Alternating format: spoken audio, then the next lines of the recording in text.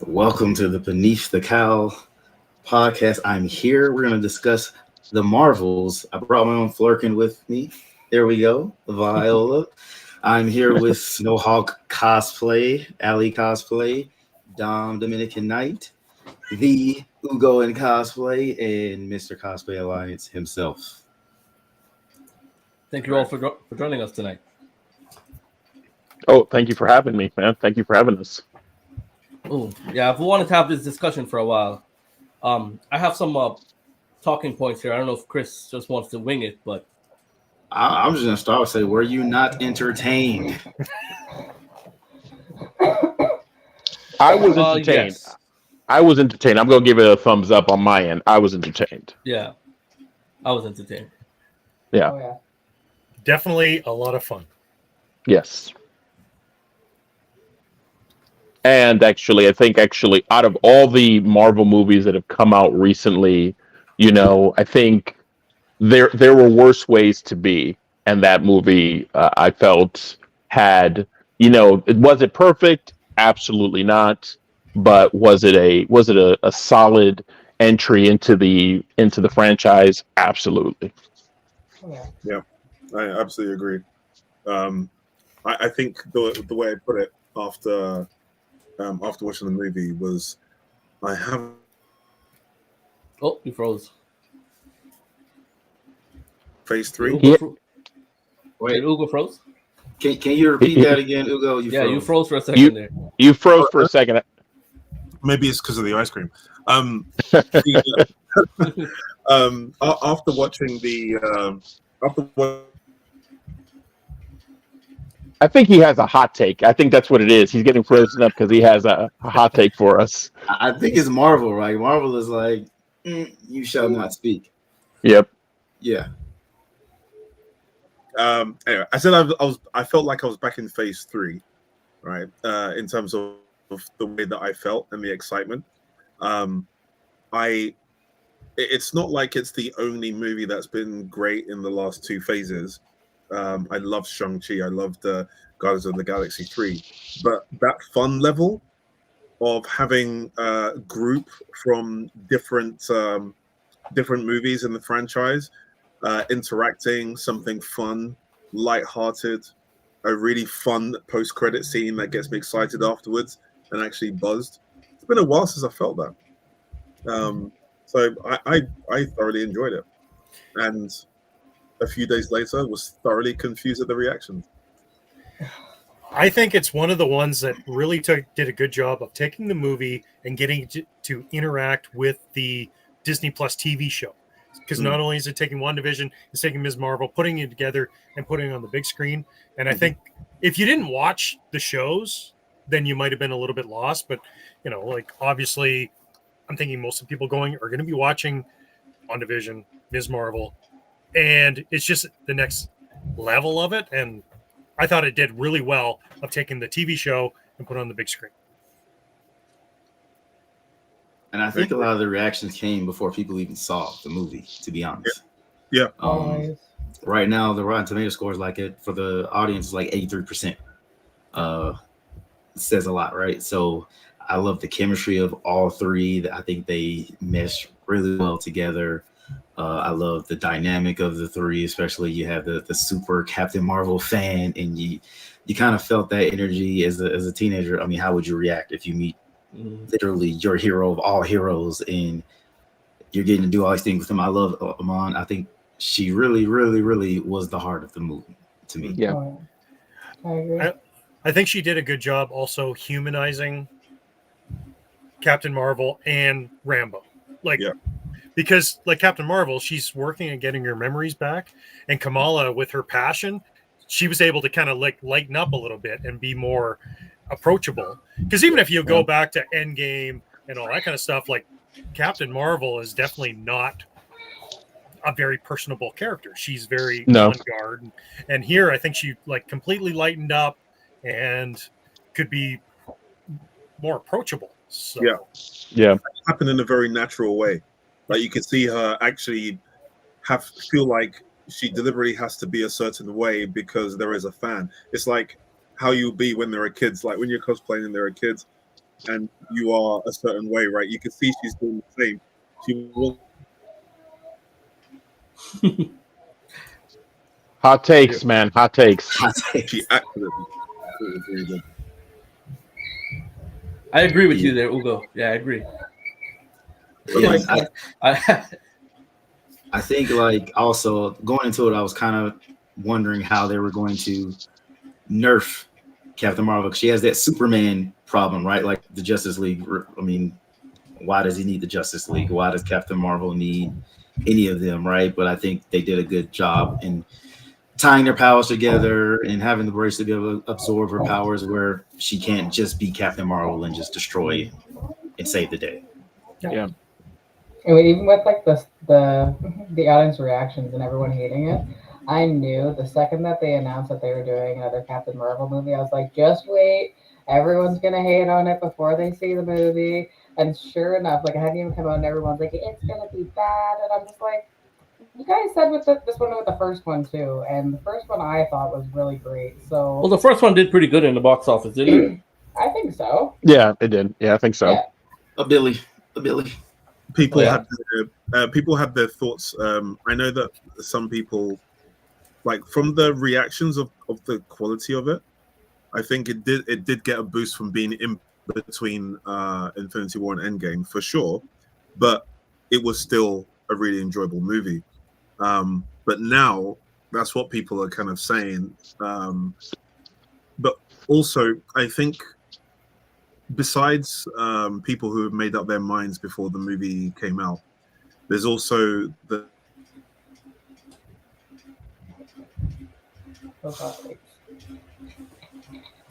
Don't keep us in suspense, Ugo. I keep freezing up. You froze again. Yeah, that's really annoying. Look, remember, do not freeze. Yeah. I never freeze. In Phase 4, Phase 5, Marvel has not had a great streak in general. It's been kind of up and down. There've been some good ones and some not so great ones, and so that has also affected it.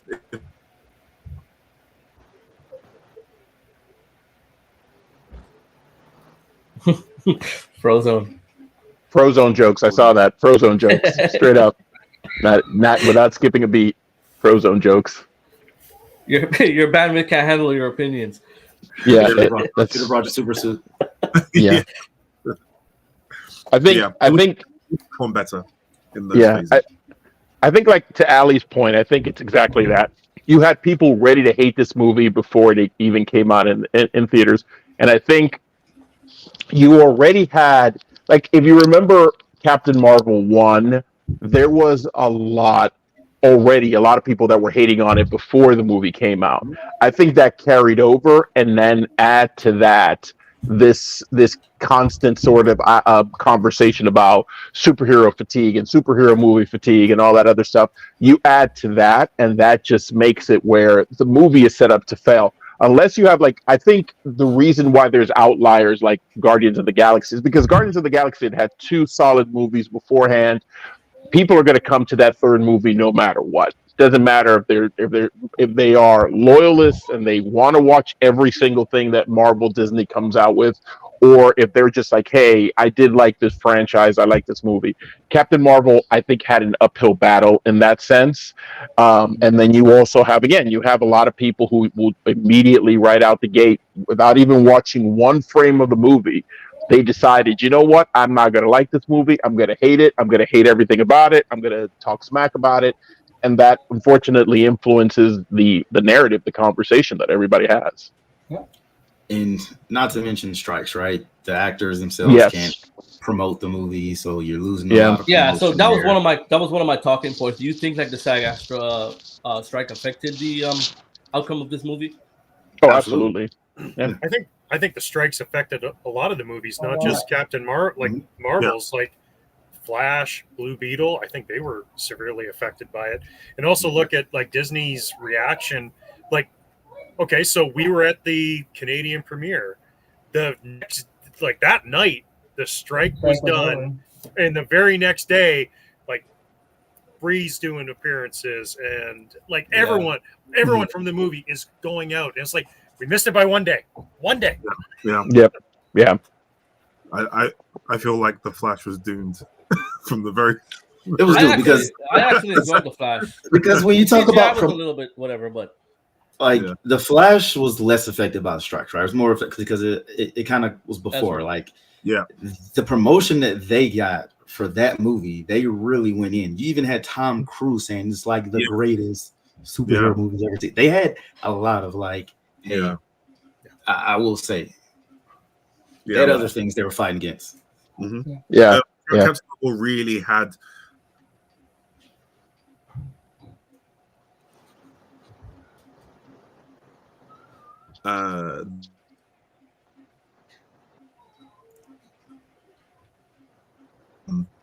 The hate against Bree from like right from the first one, all those people kind of coming back.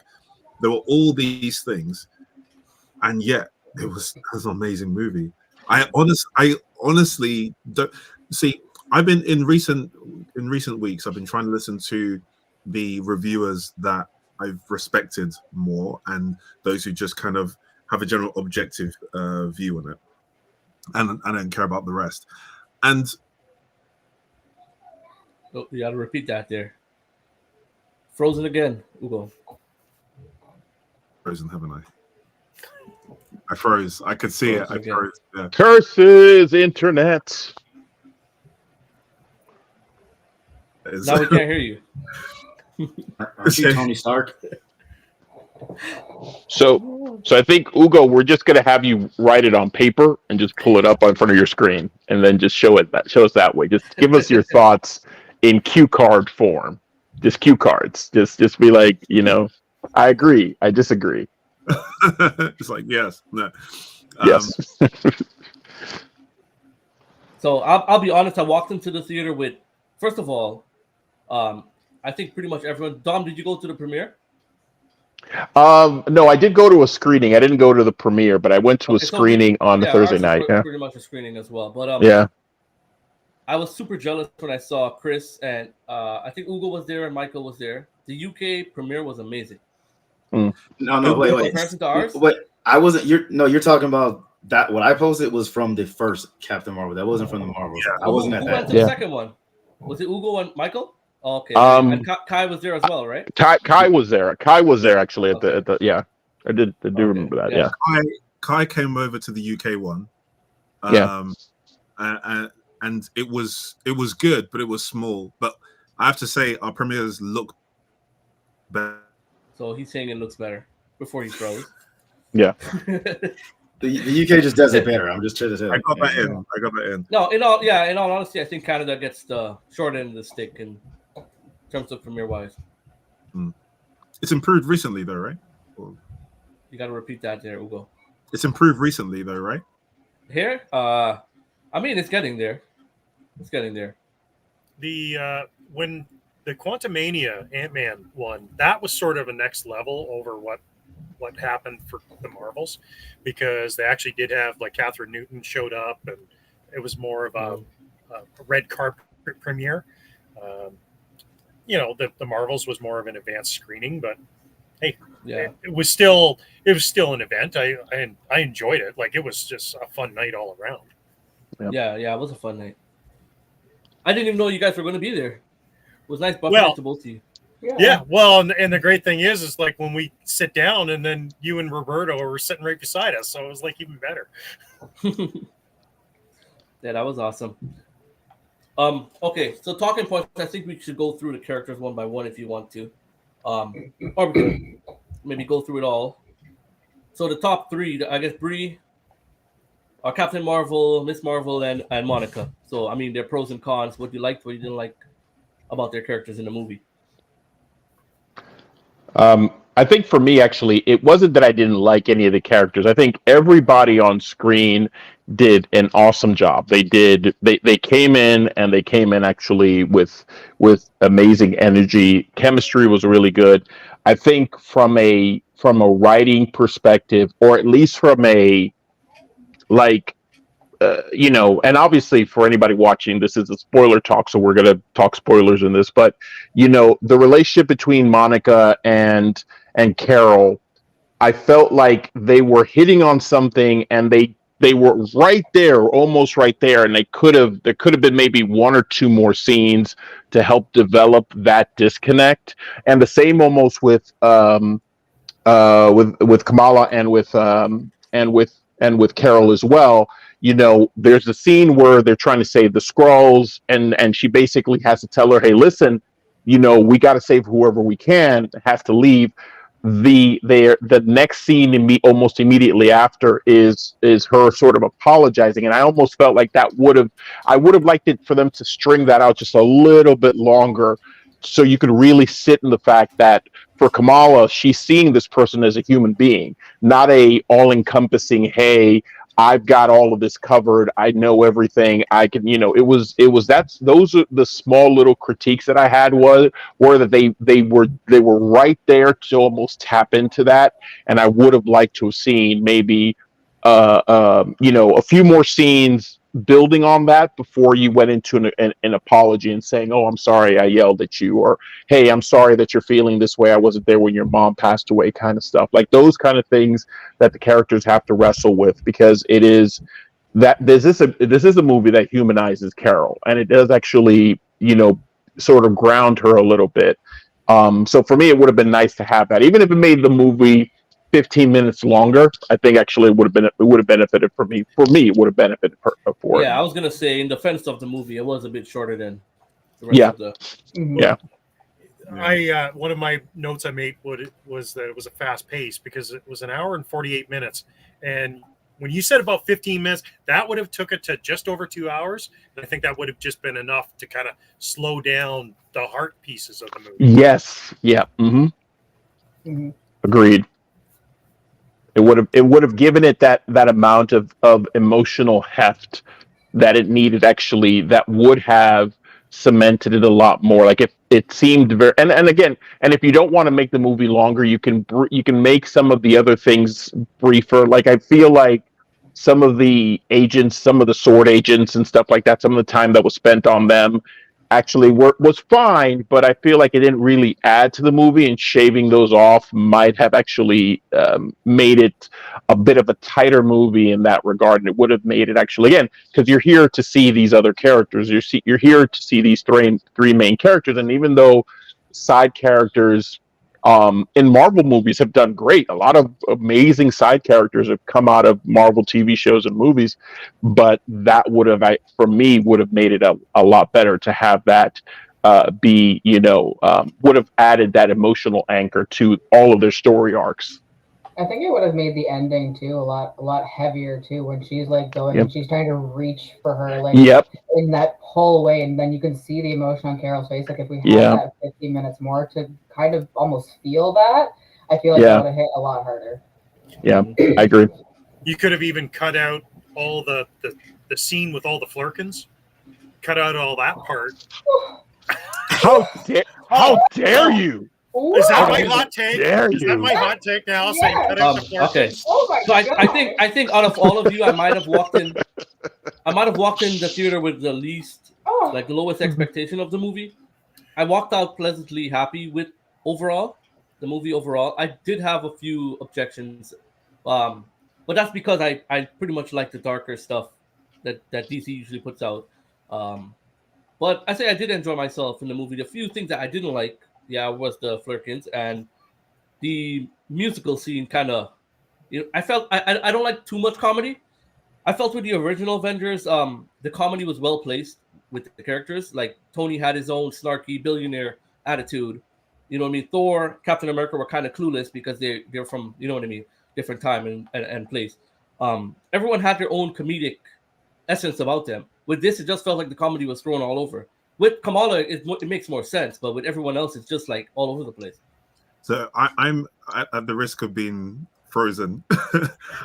I'm gonna disagree with that, because I actually felt this was probably the most natural comedy that I'd seen from Marvel for a while, and we have been through Thor: Love and Thunder, but I felt I like incidental comedy.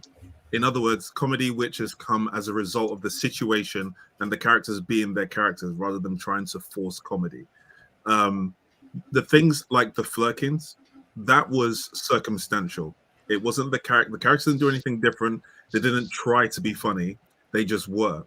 But one of the reasons the musical is one of my favorite things that happened in that movie, and it's usually something that I would hate because it's I'm not a fan of slapstick. I'm not a fan of just like, you know, it needs to be natural, right? We think of Batman and he is funny, not because Batman's being funny, but because the situation around him, right? And everything like that. Mm-hmm.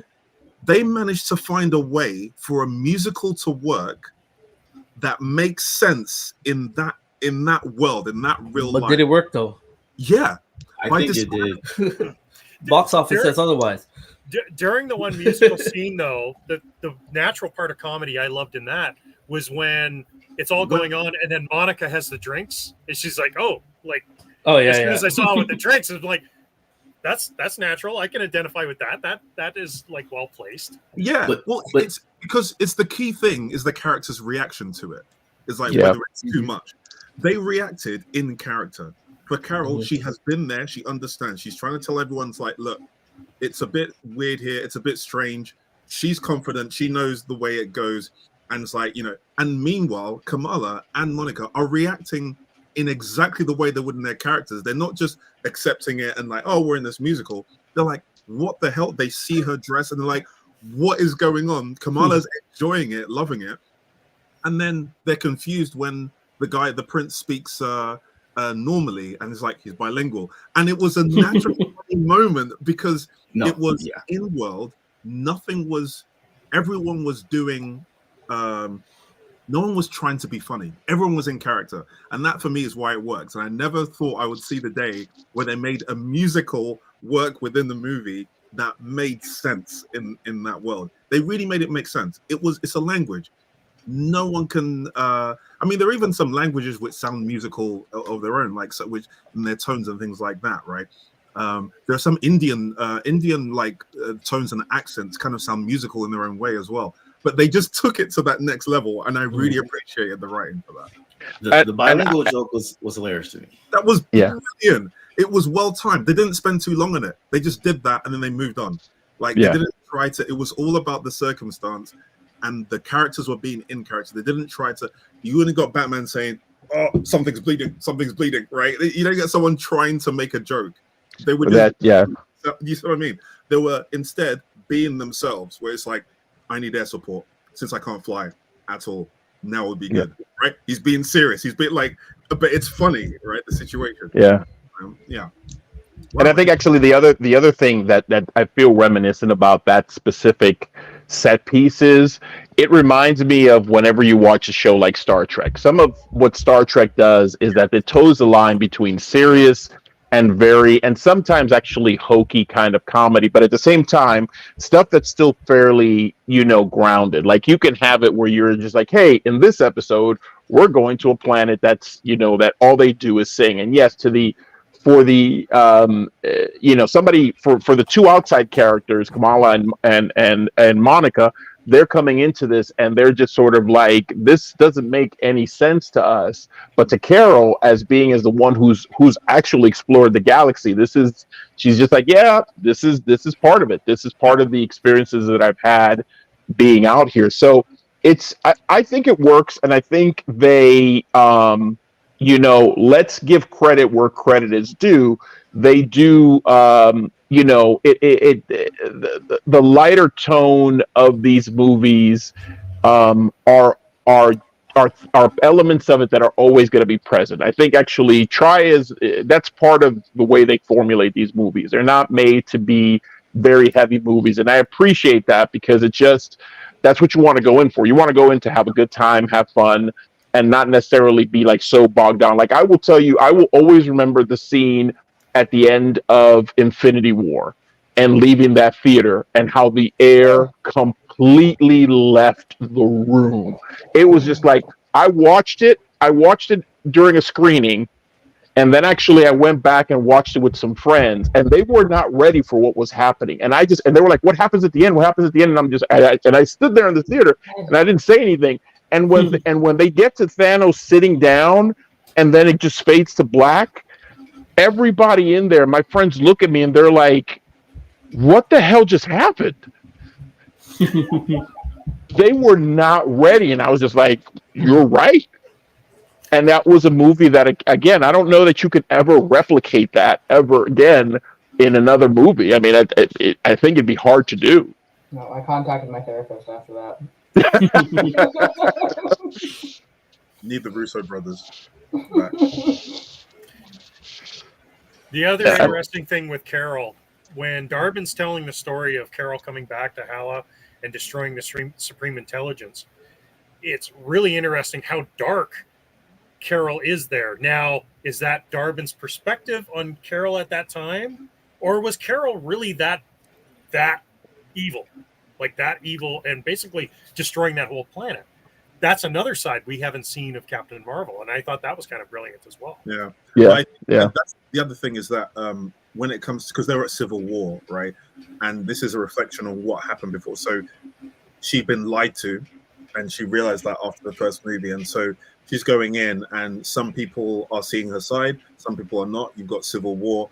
And when it comes to war, there is no lighter side. It will seem dark from everyone. Everyone's going to seem evil and things like that. And she has a lot of guilt. And the other thing is, like, so the weird thing is, because some of what a couple of you said, I've seen some other reviewers saying these as well as like legitimate criticisms and things like that about certain scenes lasting longer. For some reason, I felt some of the weight. So for Carol, I really identified with someone who, like, they kind of just have the trust in themselves. They're going it alone. They tend to be a bit of a loner in terms of the work they have to do, and they just got to do it. They don't have other people, whether other people are in danger or whatever it happens to be. They're just kind of going alone. And then you make a mistake, and it's like, I got to fix it. And I'm not going to allow anyone near me until I absolutely fix it. And I feel like a lot of people can relate to that when they make a mistake in their life, and it's just like, no, I'm just going to deal with it with my own mind, in my own brain. And then it finally, she held that held for longer than I expected. It was later on when she actually kind of burst out, like, it's my fault kind of thing. And she really kind of held on to that. And then the fact that it linked to Monica's beef, who since WandaVision, I've been wondering what her beef with Carol was, right, for a long time. So it was really good to see that getting resolved. And that also explained how forceful she seemed to Kamala. And then that gave Kamala context as to why she was the way she was. And even before that, Kamala had a reaction to Captain Marvel's, like, seemingly, I don't know, perhaps strict way of dealing with things, because then she felt, okay, I've learned the lesson. Sometimes you've got to force things a particular way because it's the best thing to do. And so she, I can't remember what happened now, where I think she opened a jump. She opened it. Yeah, exactly. And she's like, just like you did. I'm learning from you. And so I made the tough call. Exactly. So now Captain Marvel's having to face, this person is following me exactly the things that I'm doing, and with all the guilt that I have and the way that I'm reacting, she's following me in that direction. So I just felt that they really linked them really well together. I got a big satisfaction from that. The thing that I don't want to do with this one is judge it by the box office, right? Because there's a lot of circumstances. There were hit pieces done before that. There's still hit pieces. Like, I literally every day I'm seeing articles about the director, like, she wasn't this, she didn't. Literally hit pieces. And if I look at another movie like Napoleon right now is tracking to do worse in the box office. It's had $200 million budget, but it's not getting the same type of energy as saying, oh, it's a flop, or it's a failure, it's a bad movie. So when you get something like Napoleon has different expectations than a Marvel movie. Like, Endgame was probably the worst thing that could happen when, a Marvel movie can make $2 billion. Now, Now, if they don't even make 500, it's considered a flop. Oh, sure. There's the Yeah, there's yeah. the expectations in that, but I don't think I don't think they spent $200 million on Napoleon to make $150 million in the box office. Yeah. You know. Yeah, there's definitely actually a different bar for each of these movies, and I think that is where I would agree that having any of these genre movies make the stratospheric sort of money that they've made has made it where if you don't make that money in that threshold, even if you consider all the things, you made your budget back, meaning actually you made what you paid the actors, what the production costs, even advertising costs. If you end up right still in the middle or even just above it, it's still considered a flop. You have to blow it completely out of the water. Every movie needs to be 3 billion, 4 billion, 5 billion, and it's an unrealistic expectation because there is, and it's not sustainable. It'd be great if you can say, yeah, you're going to get butts in seats every single time a movie releases, but people have lives. People are not, don't get me wrong. The nerds in this call right here, in this thing, we're all going to be there. They got my money. But obviously, there's a different expectation. I think that's where, when you talk about box office and you talk about criticism and stuff like that about a movie, it's subjective. It really is. You could take actually another movie with a smaller budget and that makes maybe 3 times as much money, and you can say, oh well, that movie was a success. Well, it's all relative. Yeah. Well, the thing is, Marvel set the bar so high, not only for like their rival companies, for themselves as well. So like now it's like a tough act to follow after Endgame. The bar is that, but Endgame was also like the encompassing of all these years, all these different movies. Yeah, no, exactly. It's going to be hard to replicate.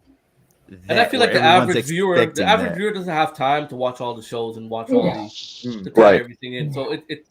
But I think with Endgame, if you're not watching the show, you don't know what you're going on.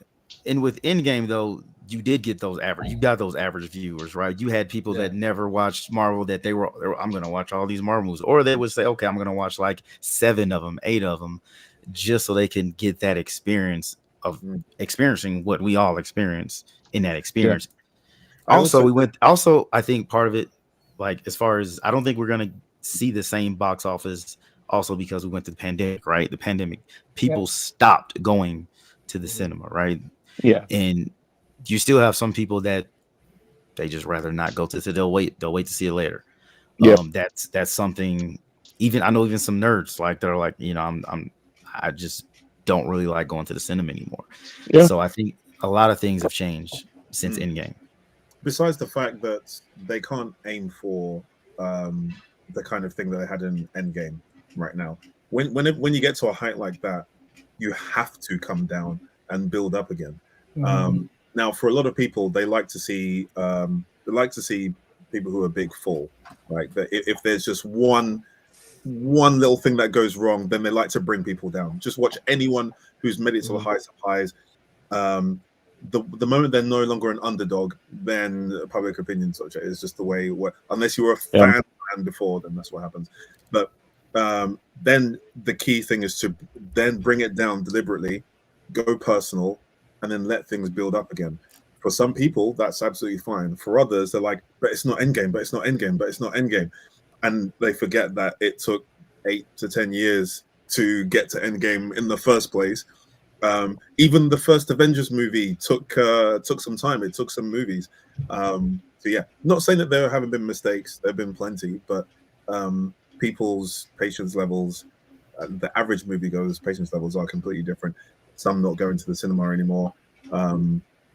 Others, the whole people also like to latch onto what's cool, to kind of a cool sort of feeling. Right now, the whole superhero fatigue is a cool feeling to have. It's like, no, I agree with that. Yeah, superhero fatigue. So yeah, no, this is probably, and it would take someone to convince them for them to watch it, or their patience level will be different, which is a shame. Yeah. superhero fatigue. I think there is something to that idea. I'm not going to say it's 100% a one-to-one, but I do think actually that there's something to be said about seeing sort of. I will and not to we'll keep it in the realm of Marvel. We won't even go into DC, but I will say, for example, they just released a trailer last week, I believe it was, for a movie that Sony is releasing, and I gotta be honest with you, I sat there, I watched this trailer, and I was just sort of like, huh. And that was my reaction. My reaction was just like, huh, okay. And don't get me wrong, I don't I don't begrudge. I understand that when it comes to other companies, or more specifically, this one specific studio, Sony, and all of the Spider-Man stuff that they have, I get it. They're not trying to do exactly what Marvel does, but at the same time, I sat there and I was just sort of like, well, that's going to be a movie. Now, for all I know, I might watch that movie and it might be the best thing since sliced bread. Like the best thing since sliced bread. I don't think so, because the trailer looks very cookie cutter, very by the books, numbered color by numbers kind of movie. But that's where the for me that fatigue comes in, is that sometimes you have to inject it with a little bit more inspiration, even if you want to play it safe. And I will go in that same vein with the Sony movies. I think Morbius was a perfect example of how to take a movie and maybe actually, instead of doing actually what they did, they could have made a next generation rated R Blade type movie. Like basically make it into a horror movie. Like that would have worked for that character, and I can tell you that you probably would have gotten a better result than saying, let's make this into a superhero movie. Yeah, I actually think so. With the superhero fatigue, my personal opinion is that there isn't, and it's more about quality. I think the quality in general is lower, because this isn't the kind of thing with something like Morbius and whatnot. And even this trailer, I will say what you were avoiding saying. That trailer really sucks for me. I really trash. I was unexcited. I was severely unexcited by it. I love things Spidey related. I wanted to be excited that three Spidey characters who I really love in the comics or animated are going to make it in live action, but I couldn't, because the quality of the trailer looked like pre-Tobey Maguire levels of quality. That was the problem. Now, like you said, it may end up being amazing. Maybe it's just the trailer was cut or something like that. I really hope so.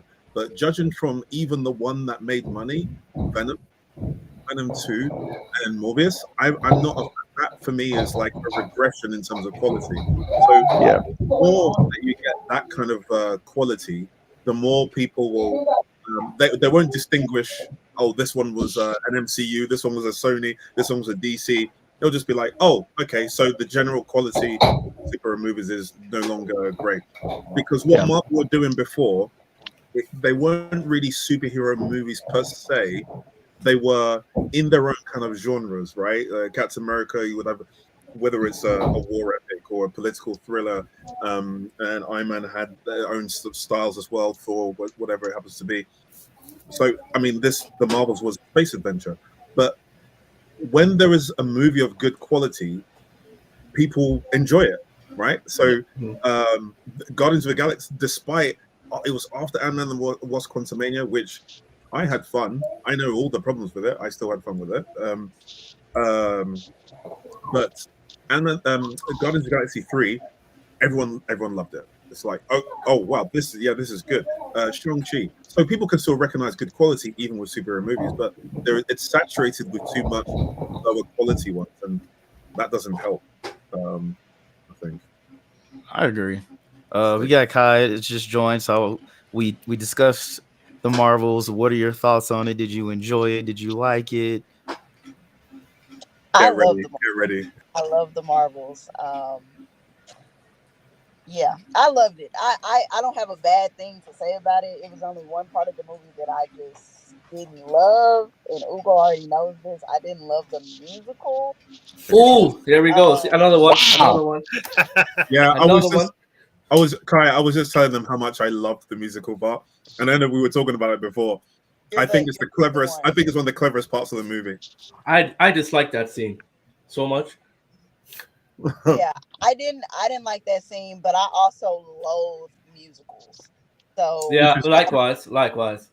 yeah, so that kind of threw me off. I felt like it was unnecessary, but I did appreciate, I guess, the creativity as far as the little line that they had of, oh well, he's bilingual, so I did appreciate that.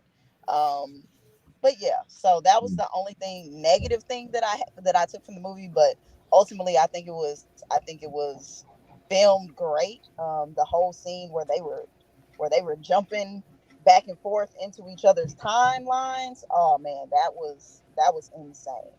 Like the way they filmed that, the way they put that together, I felt like it had just the right amount of emotion, because technically, Monica Rambeau and Lord Carl Danvers, their story is emotional, so I felt like they had just the right amount of emotion in between the two of them. Kamala was phenomenal, stole the show.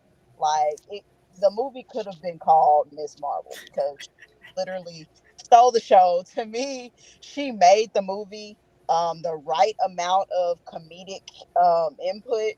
To me, she embodied every one of us. If we were in that particular scenario, and the way I had to explain this to somebody, everybody knows how big of a Superman fan that I am, and if it's like me being able to fight alone, like one day waking up with Kryptonian powers and being able to fight next to Superman, like I'm gonna be fangirling the same way that she was over her. So I think the movie was awesome. I think it had a lot of haters, and that's exactly what it was. It was haters to me. If you didn't enjoy the movie, is just pure haterade being sent. Personally, one thing I also wanted to say, I love her family. Miles, the Oh, family. yeah. yes, Oh my yes. gosh, yeah. Oh, It's Oh the yeah. best thing about it. facts. That was the But best thing about the it's so series. wholesome. It's so Yeah. wholesome. I Yeah. loved it. Yeah. It was real.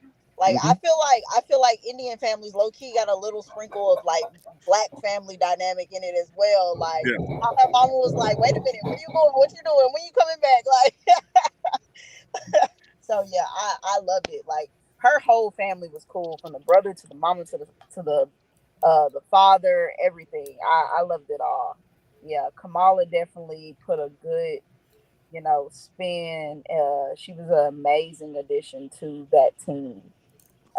Yeah. Plus, it was good seeing the interactions also. I think because Kamala's family. I've watched Miss Marvel, and it wasn't my favorite Marvel TV show, but one of the things that I loved about it was the family dynamic and the actors that they cast.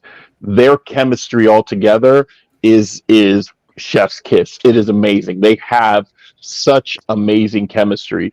And so having that and then also throwing into the mix like Nick Fury and having him interact with the family and stuff like that, I feel like that was also, going back to the point I made before about side characters, there's some side characters that are just like Marvel has had a really good job of taking these really just sort of like these side characters and being like they automatically, pop on the screen. They, whether it's, you know, Marvel has done that with their entire lineup. Let's be real.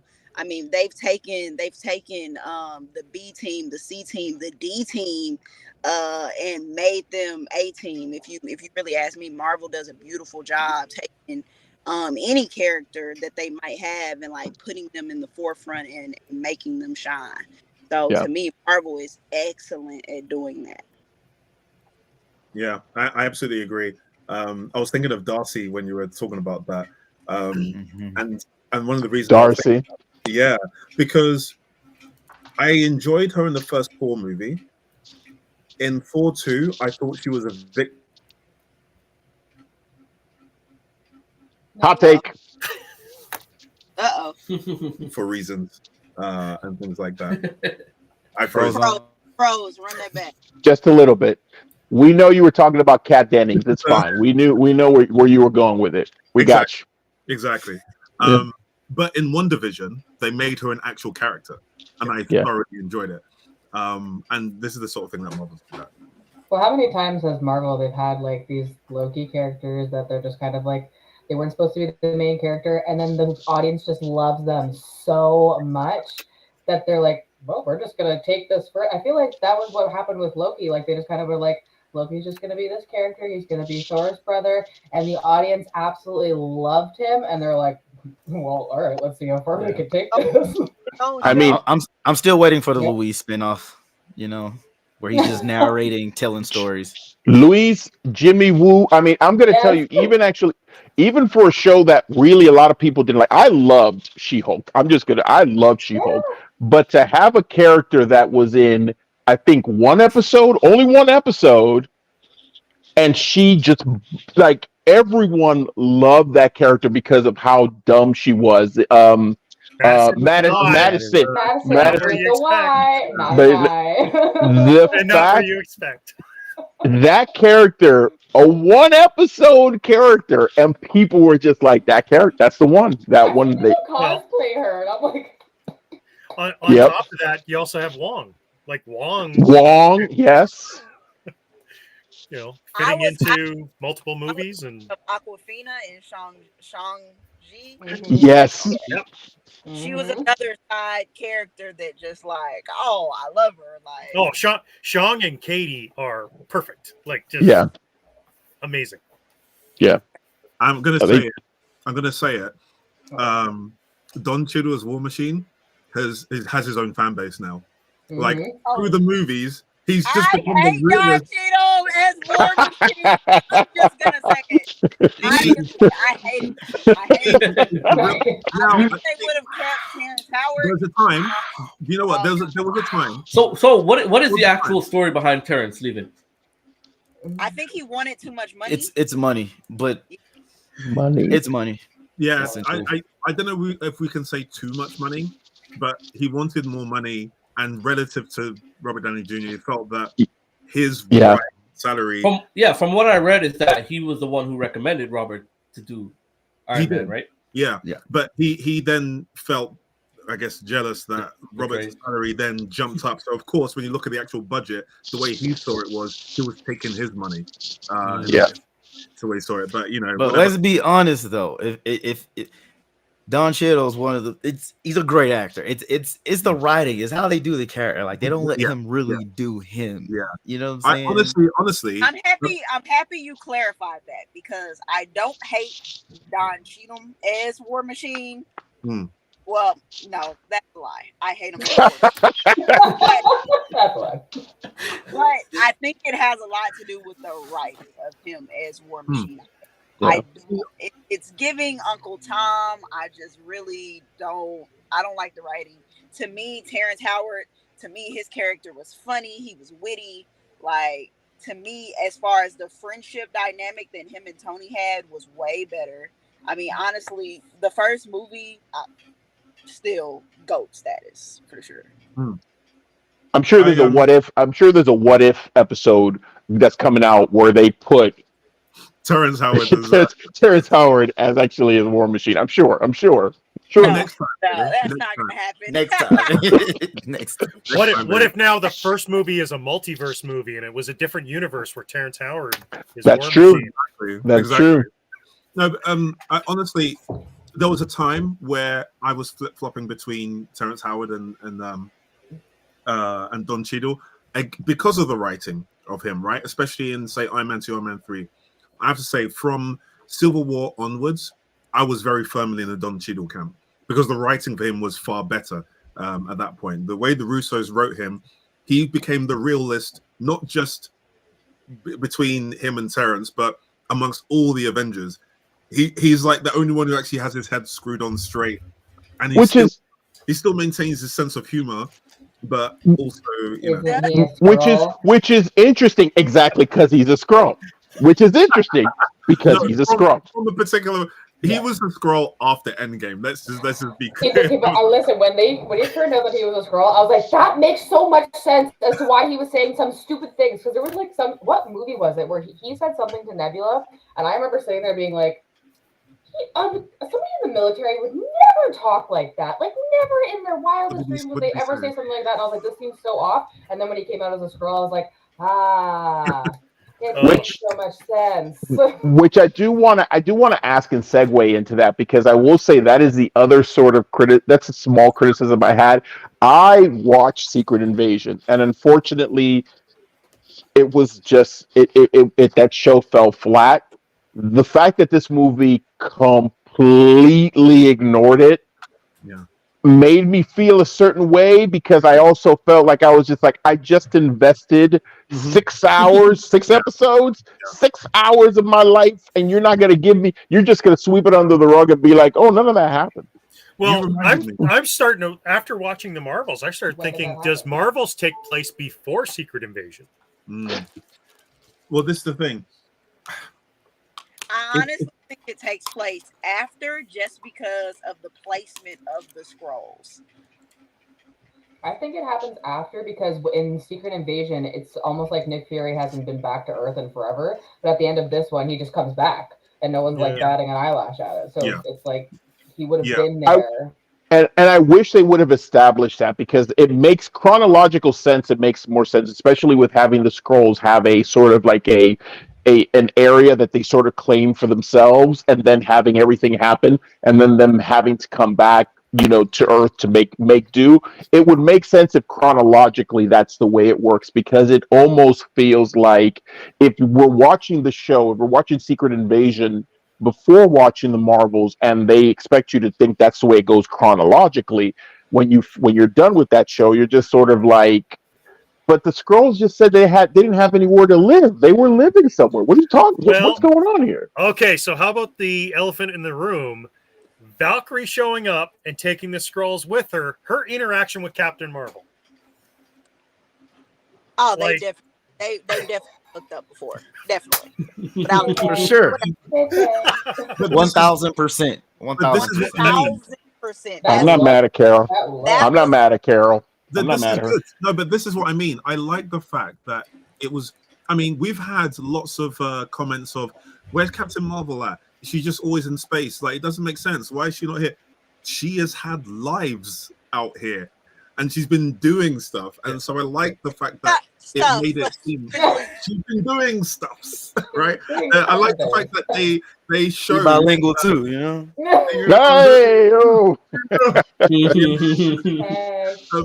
But yeah, no. But whether it's with the musical planet or with the Civil War. Oops! There he goes again.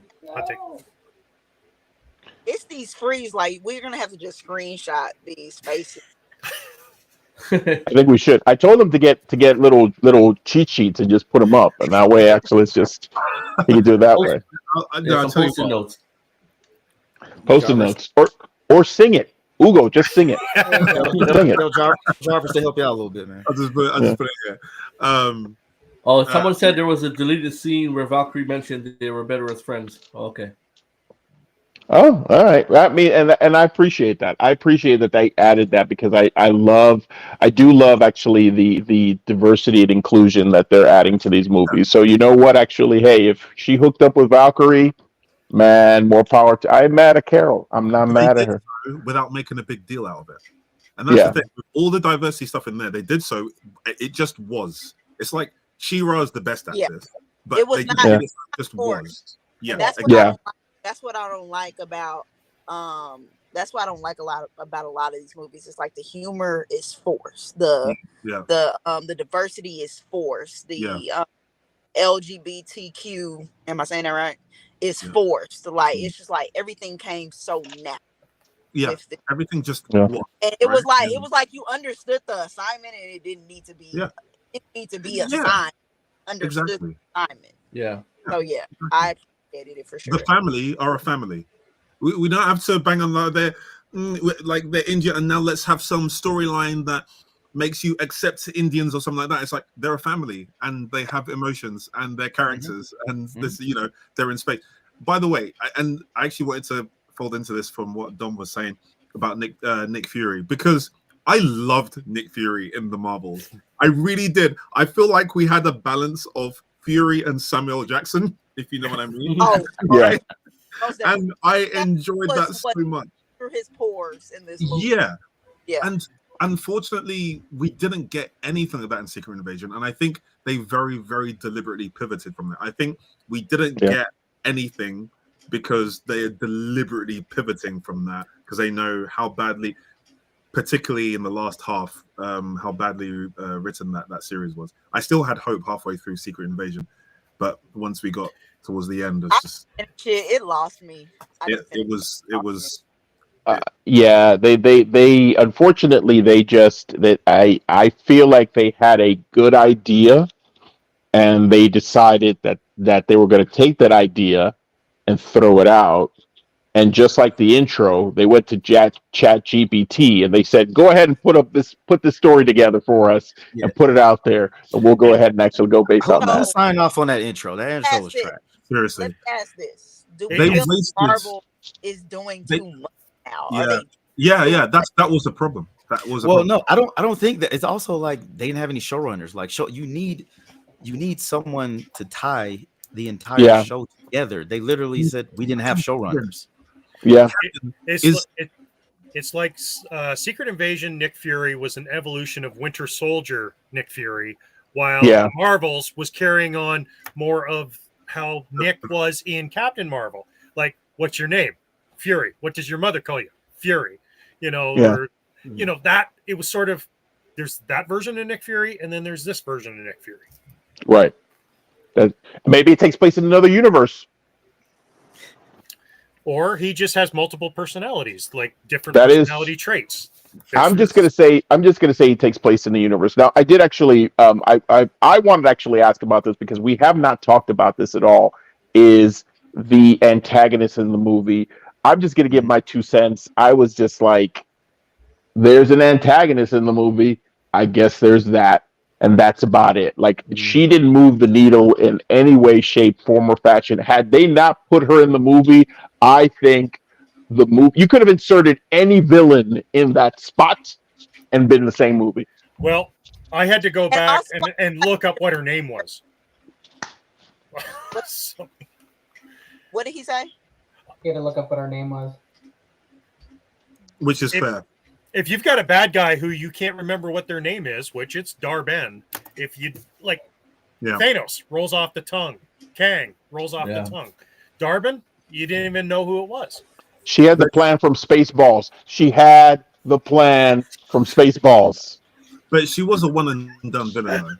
A very forgettable villain, forgettable. But we've had worse one and done villains, honestly. And this is what people forget when they talk about the quality. They forget that we have had far worse villains. First of all, yes, absolutely, you could insert an other villain and it would be the same movie, absolutely. But in terms of her motivations, I thought that was great, and it was understandable, and I was kind of behind it. Really, someone has this guy, like, you saw what she went through and in their world and stuff like that. I was behind her. I thought motivations made absolute sense. It's just that they didn't explore, and maybe that was deliberate because they wanted to focus on other characters more than her, but they didn't really explore her as a person. Like, what makes her unique. They defeated her too easily too.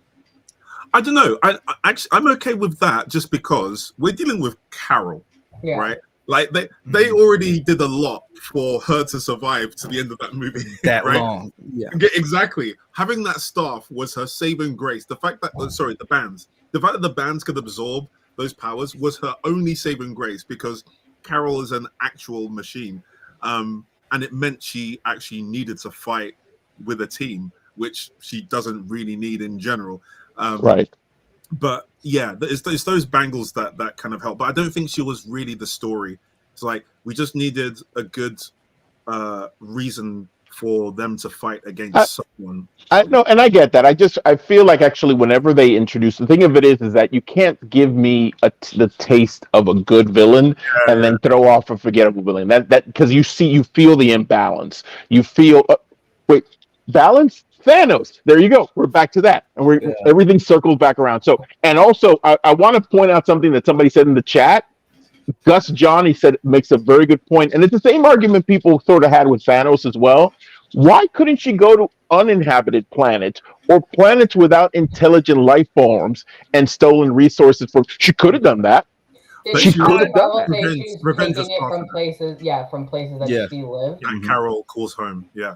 Yeah. It was a revenge Oh, thing as well. So it was. Oh, she was getting actually okay. So she was petty. She was petty. Yeah, that's right. That's right. Yeah, exactly. Got it. So that calls your statement into question there, Ugo. He froze again. He froze. So now he always freezes. Ugo, take the ice cream off the computer. That calls her motivation into question, as you were saying that you were on her side. Since you know that she's doing it out of revenge, and she could have went to uninhabitable planets, but chose not to. Do you still feel that sense of remorse for her? Yeah. Oh yeah. No, look, think, all you have to do is think of it using the mirror kind of thing, as if it's yourself. Your planet your sun has been taken out by someone who was on your own planet, was your friend and everything. She's taken all that out. You don't know all the context behind it. You don't even know that you've been lied to or whatever. Or maybe you do, but you don't believe it. And she's just coming with, and then she just goes. And then you're trying to survive. And there's nothing that you can do. As far as you're concerned, everyone else is an enemy, particularly this person. Yeah. And then you have a way to try and I can sympathize with her saying like, yeah, okay, you're taking away our world and you are one of us. We're going to take away yours. I've seen far pettier people on Earth, just normal everyday things than something like that. I really can. The only tweak I would have made to that plan is I would have taken the same exact thing that she did. I would have gone to uninhabited planets or planets without intelligent life forms. I would have taken their resources, and then I would have pinned it all on Carol. That's what I would have done. Talk about would be petty. Yeah, because then, you know what? You could sully her name. You could 100% turn every... That would have been the key. That would have been the key to make it more interesting, actually. Yeah. That's what I'm saying. You want to be petty. That's the way to be petty. Just go ahead and be like, I'm going to go ahead and do this, and I'm going to Kaiser Sose you right here and pin it all on you. Now, here's a what-if scenario. What if you take Darwin out, and you take Jan Rog and put him in as the protagonist? Or the antagonist? Oh.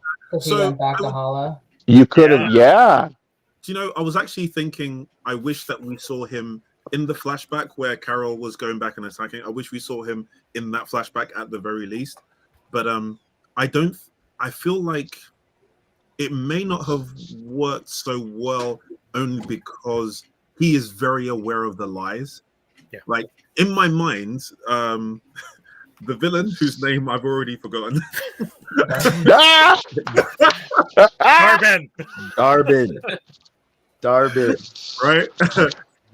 She who remains. Still. No, she didn't. She didn't remain. Not remain. She ain't gonna be Rush Hour 3. She ain't gonna be Rush Hour 3. In my mind, she doesn't know about either she doesn't know about the lies or she doesn't believe it. And there's this civil war, and the civil war suggests that Carol has tried to say, look, they've been lying to us, the Skrulls are actually you. Some people agreed, some people disagreed, civil war, and she's on the side that didn't. Jan Rog knows full well what they went and did. He knows exactly what he did to her. So I think actually the context of the movie makes it seem like if let's say, for example, let's pick up an evil entity, let's say Facebook. It's like if basically Carol came down, destroyed the offices of Facebook, and then dipped out. She didn't actually come in and say, hey, I'm going to talk to people and convince them. I don't get the impression, and that actually adds more layers to the character. She was so involved in her own sort of like, you guys screwed me over, and again it is a dynamic that does work if you explored it more. You actually sort of made it more that point that you have Carol destroying the Central Intelligence, and then actually then have this other character say, "You destroyed my world," and it was because out of rage, out of just pettiness, out of just like you screwed me over. I'm going to come over. I'm not even going to talk to you guys. I'm just going to go ahead and wreck shop. Like that's what she did. So that's what Gussie's saying in the chat right now, and I kind of agree with what he's Yeah. saying. The only reason, because what you said is basically what they showed us, but they talked about a few times Civil War. That's why I think it suggests that there was more to it than her just coming down and just. I disagree, and the reason I use Facebook is exactly that reason, because I think if somebody came and destroyed social media, you would have a segment of the population right now who would basically be like, "These guys did it, and it's their fault," and no, it was your fault, and we would have a civil war just on that, without the intervention of anybody else. So that's my opinion. Is I think actually she didn't have to make any other conversation. She just went in and just went and turned off the computer and left. My question is like, she did that, she left, and she had no care for the people that she left there. And then by the end of the movie, she felt like remorse. She wanted to help these people and inhabit them. And I'm like, did Kamala soften you and kind of like get you to see the humanity? And then like that's kind of why you all of a sudden wanted to help them? Or like, did you just literally not think that you could restart the sun? And you're like, no, they're screwed. Okay, bye. What happened? I think she didn't know. Like, go ahead. No, go on. I think she generally didn't know just the damage she did. Yes. Yeah. Yep. She destroyed and left. She was just going after the AI. I think she also, but she seemed to have an idea, because it was one of the reasons she didn't return, because she wanted to fix it. She just didn't know how. So she'd seen, okay, I've done this thing. I thought I was liberating people, but I've actually made things worse. I need to figure out how to fix it, but I don't know what to do to fix it. And of course, by separating from everyone else and trying to deal with it herself, she lost the friends and the minds of people who could have actually helped her to fix it, which is typical of what happens with all of us in general. So I think she was just on this kind of a guilt trip and trying to I need to fix it. Yeah, I can see it, and that makes for an interesting. I'm sorry. Go ahead. Go, Kai. I'm sorry. Oh no, I just all the time that she spent alone, like, kind of took away a little piece of her humanity, and I think Kamala like really just reminded her, just never to give up, really, and I think a part of her had given up, which I think why Kamala's part was so pivotal in just her innocence and her desire to save everybody and her desire to just genuinely be good and help everybody. I think that really just opened Carl's mind to something that she had kind of shut off in her solidarity. Yeah, I think she'd given up on herself. So the belief in herself to be able to do something about it. Like, she wanted to, but she doesn't believe that she can do it anymore. And hearing Kamala say, there he goes again. There he goes. Every time, can we add an effect where he disappears, like turns into dust every time? Can we add that effect every time? No, I was saying she had imposter syndrome. Basically, Kamala saying, "Don't worry, Captain Marvel will save you," but she's got this imposter syndrome. It's like, no, I've messed up before. It's not going to be the case now. I can't always save everyone. Yeah. I mean, to what Gussie's saying, I guess we all can agree that Captain Marvel has been portrayed as Marvel Superman, right? Mm-hmm. Yeah. So, what's her name again? Darben knew, or she had a doubt that she couldn't beat her, right? So why would you take that risk? So it's like 100% revenge. You didn't care about your home planet. It's more to get back at Carol than it is. If she went into it knew she may not survive. Yeah. Petty. Yeah. Pettiness does that to you, man. That's what pettiness does to you. But so I think she was willing to die. She knew she was willing to die, right? But she also wanted to. But your motivations are to save your people. That's your motivation. Save your planet, save your people. But going about it to after Carol knowing that you most likely can lose, it didn't make sense. I do love though that Marvel can do that with villains. It kind of gives you like a tidbit of like, I kind of get why they're doing it. I kind of understand. Yeah. You didn't go about it the right way, but I understand. Also, I also don't think I don't think Captain Marvel flew all that way to just oh, I don't like you central intelligence and all this stuff. Like they took away her whole life. They were about to eradicate Earth. They had lied about Skrull. She's just seen Skrulls who have been accused of being the invaders, finding their family for the first time in years and things like that. She now sees the Kree as an invading force. So now she's like, oh crap, that was the problem. And the problem isn't the Kree people, it's central intelligence. So she goes to do that, not realizing the consequences of her actions. Now she's now seeing the consequences, and it's like, okay, I need to do something about this. But she's failed at being able to because she's locked herself away. And then it just kind of continues. And then you have the result. It's consequences. The best writing for villains is like, it's kind of cause and effect. There's just a consequence for everything that happens. And this is why Agents of S.H.I.E.L.D. is so damn good.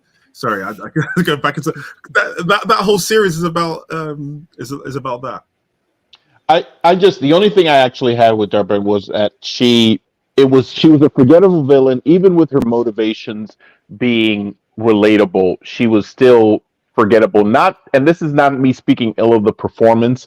It's more of the writing of the character. She just wasn't like, there was no joy in the character. Like there didn't feel like there was like an actor that came in. I was just like, here's a part. And you can either chew the scenery and just be over the top, or you can be menacing and just be like, I didn't feel any kind of way either way with her. I just she was there. And like I said, you could have substituted that specific character with any other villain and it would have been the same thing. And that was, and what makes it so egregious to me is that, again, we've seen so many good Marvel villains come through, so many other villains that have come through. I mean, I'm not saying all of them, don't get me wrong, but this is she for me at least, she's down there. She's down there right next to the villain from Thor: The Dark World, with Malekith. She's right there. She's right there. They're swimming in the same pool. You look. It's kind of like Thor: Love and Thunder. Like I feel Christian Bale did his best in that movie. Like I feel he was the best part of that movie, to be honest. Yeah.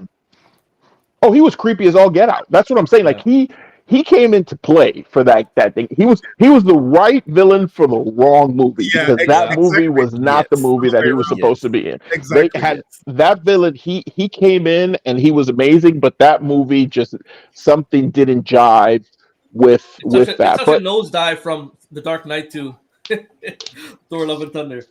I mean, yeah, I do have a question. I do have a question for everybody, actually, since we're already at the past the 1 hour mark. So, spoiler for the end credit scene. Where did you guys fall on the end credit scene? Because I got a hot take. Which one? The first one or the second one? Let's go with the one Young that Avengers, or you're talking about the he's no, that one, that's a good scene. I'm sorry. So you're right, actually. That's a good scene. Yeah. But my question is, and I saw a lot of people make this debate or question online, is how does Kamala know of Nick Fury's tactic of going into that, going into someone's house and doing that? Because that was a meta joke. That's a meta joke. Yeah, a meta joke. It's not supposed to. She's not supposed to know. There's no way that she would know, and it was literally a wink for us. That was it. Yeah. It's literally. So unlike the musical part, where it was a part of the story, this was actually a wink to the audience. Simple as that. Okay. Yeah. But yeah, either that or she's doing it the way she thinks that somebody would recruit an Avenger. Exactly. And it depends in universe. It depends on what's public knowledge of how things have transpired, and that's the other thing. Is that I think even if you sort of suspend disbelief and you say, well, how would she know that Nick Fury did exactly this with Tony Stark?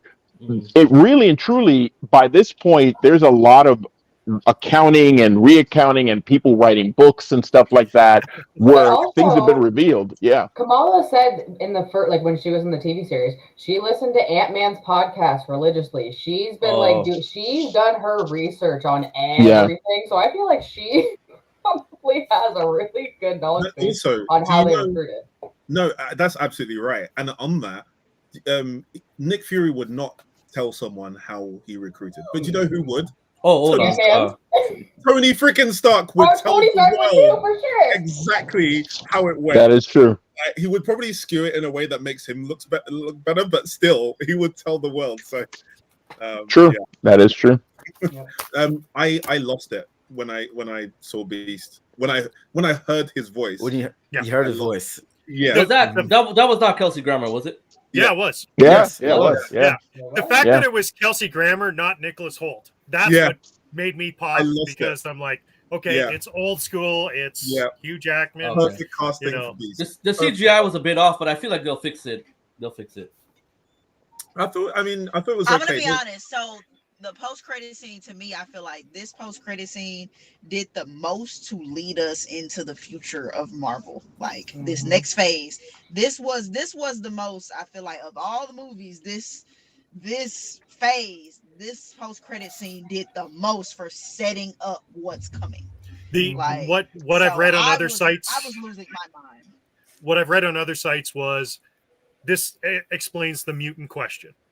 So in Ms. Marvel, they make the hint at the end of Kamala, you're actually a mutant, and then they play a little bit of the X-Men theme. And this, where the mutants been since 2009? Well, they're in another multiverse, and they were there first. So now, you put the multiverses together, boom, you got mutants. You don't have to explain where they are or Inhumans or all that crap. It's just they're over there. One of the theories, and interestingly enough, and also, go on. Go ahead.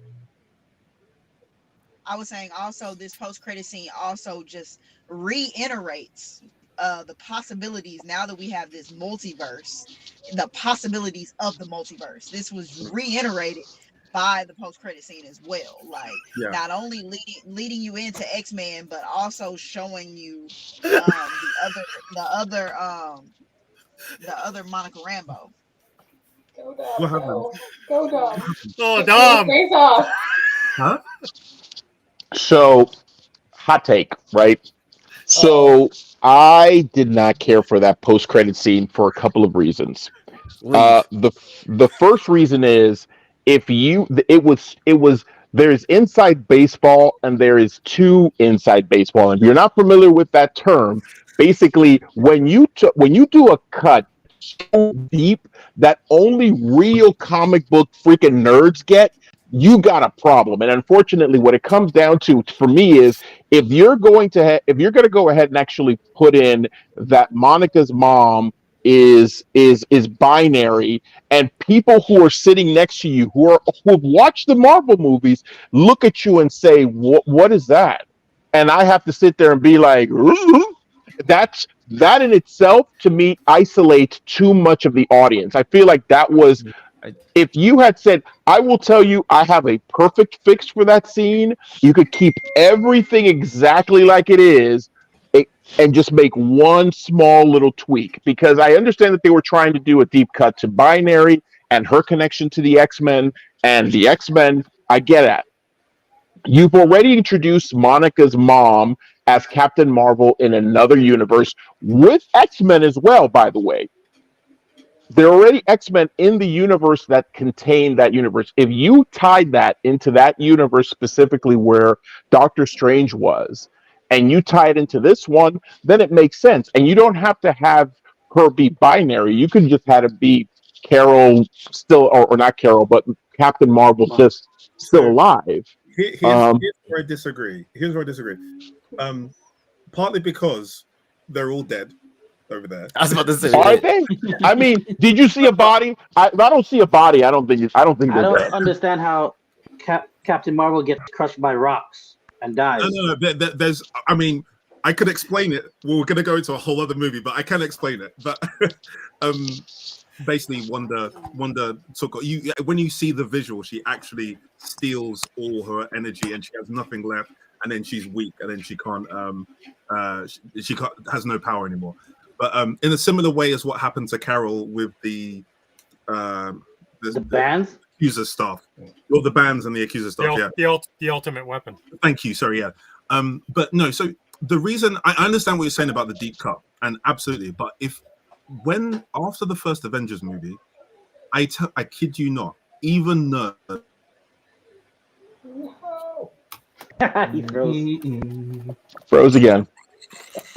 So for the nerd fans, right? For the nerd, I everyone just nod their head like this. Yeah. Yeah. For the nerd fans, like some of them would have known who Thanos was, and it was exciting for them.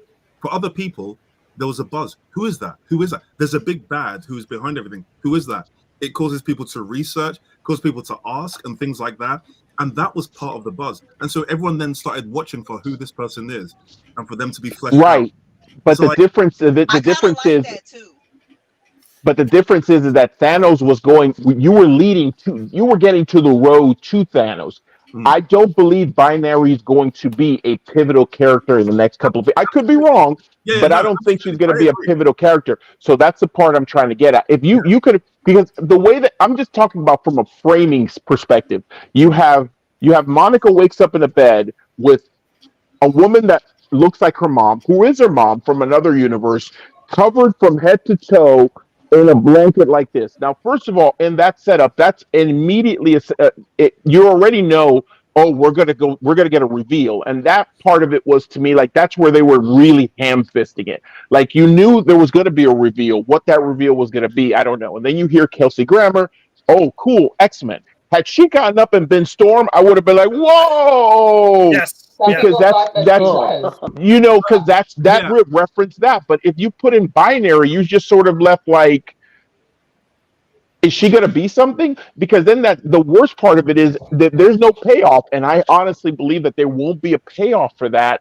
You're sort of left with, okay, so that was there. Why would Binary need a blanket? I don't feel like you're giving Marvel enough credit. I have always said this. Marvel is playing chess, not checkers. Just because we don't know what they're doing, and we be like, "What the fuck was that?" Binary they know exactly what they're doing. Binary got her powers from Captain Marvel. There's a purpose to them throwing that out there, and even if the purpose is just opening up the multiverse, But that's the thing. But they have already. I think they had better opportunities to open up the multiverse than the way that they're doing it, like the way that they're showing it. Like even with like the multiverse with Doctor Strange was a great example of how they could have showed the multiverse. Like, but they did it. They didn't go. They went too safe with the multiverse at that point. Like with Doctor Strange, they went too soft. They went too safe. I think that they went too safe. They could have showed more places. They could have showed the zombie land, like what the world of What If, like how they did in What If. They could have showed more to it. Yeah. This way, Monica went into a different dimension. I don't even think she needed to be in like without ripping the hole. I don't think she needed to do that. She could have just pushed or pulled. She had the same powers. You could have just pulled whatever she was trying to do and push the thing together. She could have done it from our side, and that would have been done. It's a cop out. Why is the black girl being sent? Huh? But she couldn't do it from this side. The whole point. No, the point was that she couldn't do it from our side. She had to do it from the other side. But I will tell you this. Then that I will. If any of you guys familiar with how it should have ended? I'm sure you've seen that YouTube channel how it should have ended. I'm gonna tell you. I'm gonna predict to you how it should have ended is gonna end that movie, and it's gonna end it with Kamala not going to see Kate, but going to see the other young Avenger who just as easily can go find where Monica is. There's another young Avenger who just has to punch a star-shaped thing and walk right in and get go right through American Shadow. Remember, the only people who know who she is are the Mystics right now. Like I know that lots of people are on Fury's radar, but Doctor Strange found her. Wanda knew her and was trying to find her. and then she is now in Kamar-Taj training. So she's unknown to people. But what I was going to say is that in general, we don't have to know who everyone is in the end credits. I don't think that's ever been Marvel's MO for them to be significant. I think for me, the big payoff was the fact that she was seeing her mother. We've just seen an emotional journey for her regarding her mother, and we got to see what actually happened, which was painful. Seeing her like that week was already painful. And then she's seen her alive. That's the big thing. It doesn't matter what costume she's wearing. It's just that she's there. The other big thing that people will notice, it doesn't matter whether she's Nova or not, is the fact that she has 2 bangles and she was wearing both. And those who have watched the movie, that's relevant to the movie.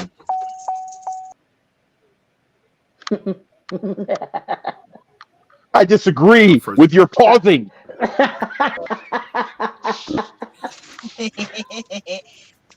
Please. UK, Right? UK internet, boy. No, and I get and I understand that part of it. I understand it. I think actually you could have done the same exact thing. You could have used you could have used the Captain Marvel from Multiverse of Madness, and you could have actually inserted her in that same exact scene, same exact way. And as a matter of fact, you could have it would have even tethered even closer to Monica, because she would have seen not only her mom alive, but her mom as the version of Captain Marvel that she saw as a kid. Would have tied it in. I don't think she would even have seen that. It's just a costume. Like, for all you know, like, we know it's Nova only because of like deep cut costume. She could be called Captain Marvel there for all we know. It literally true. That is true. She's got 2 bangles. She's got a mixture of all the powers put together. I don't think it's even relevant which one. It's just the fact that she's seen her mother. And I think the multiverse thing, it would have been too closed if we just saw the same multiverses again, like seeing the same ones. Seeing a different one, I think, adds something. And also, the big thing wasn't her being Nova or being Marvel. No one really cares about that at this point.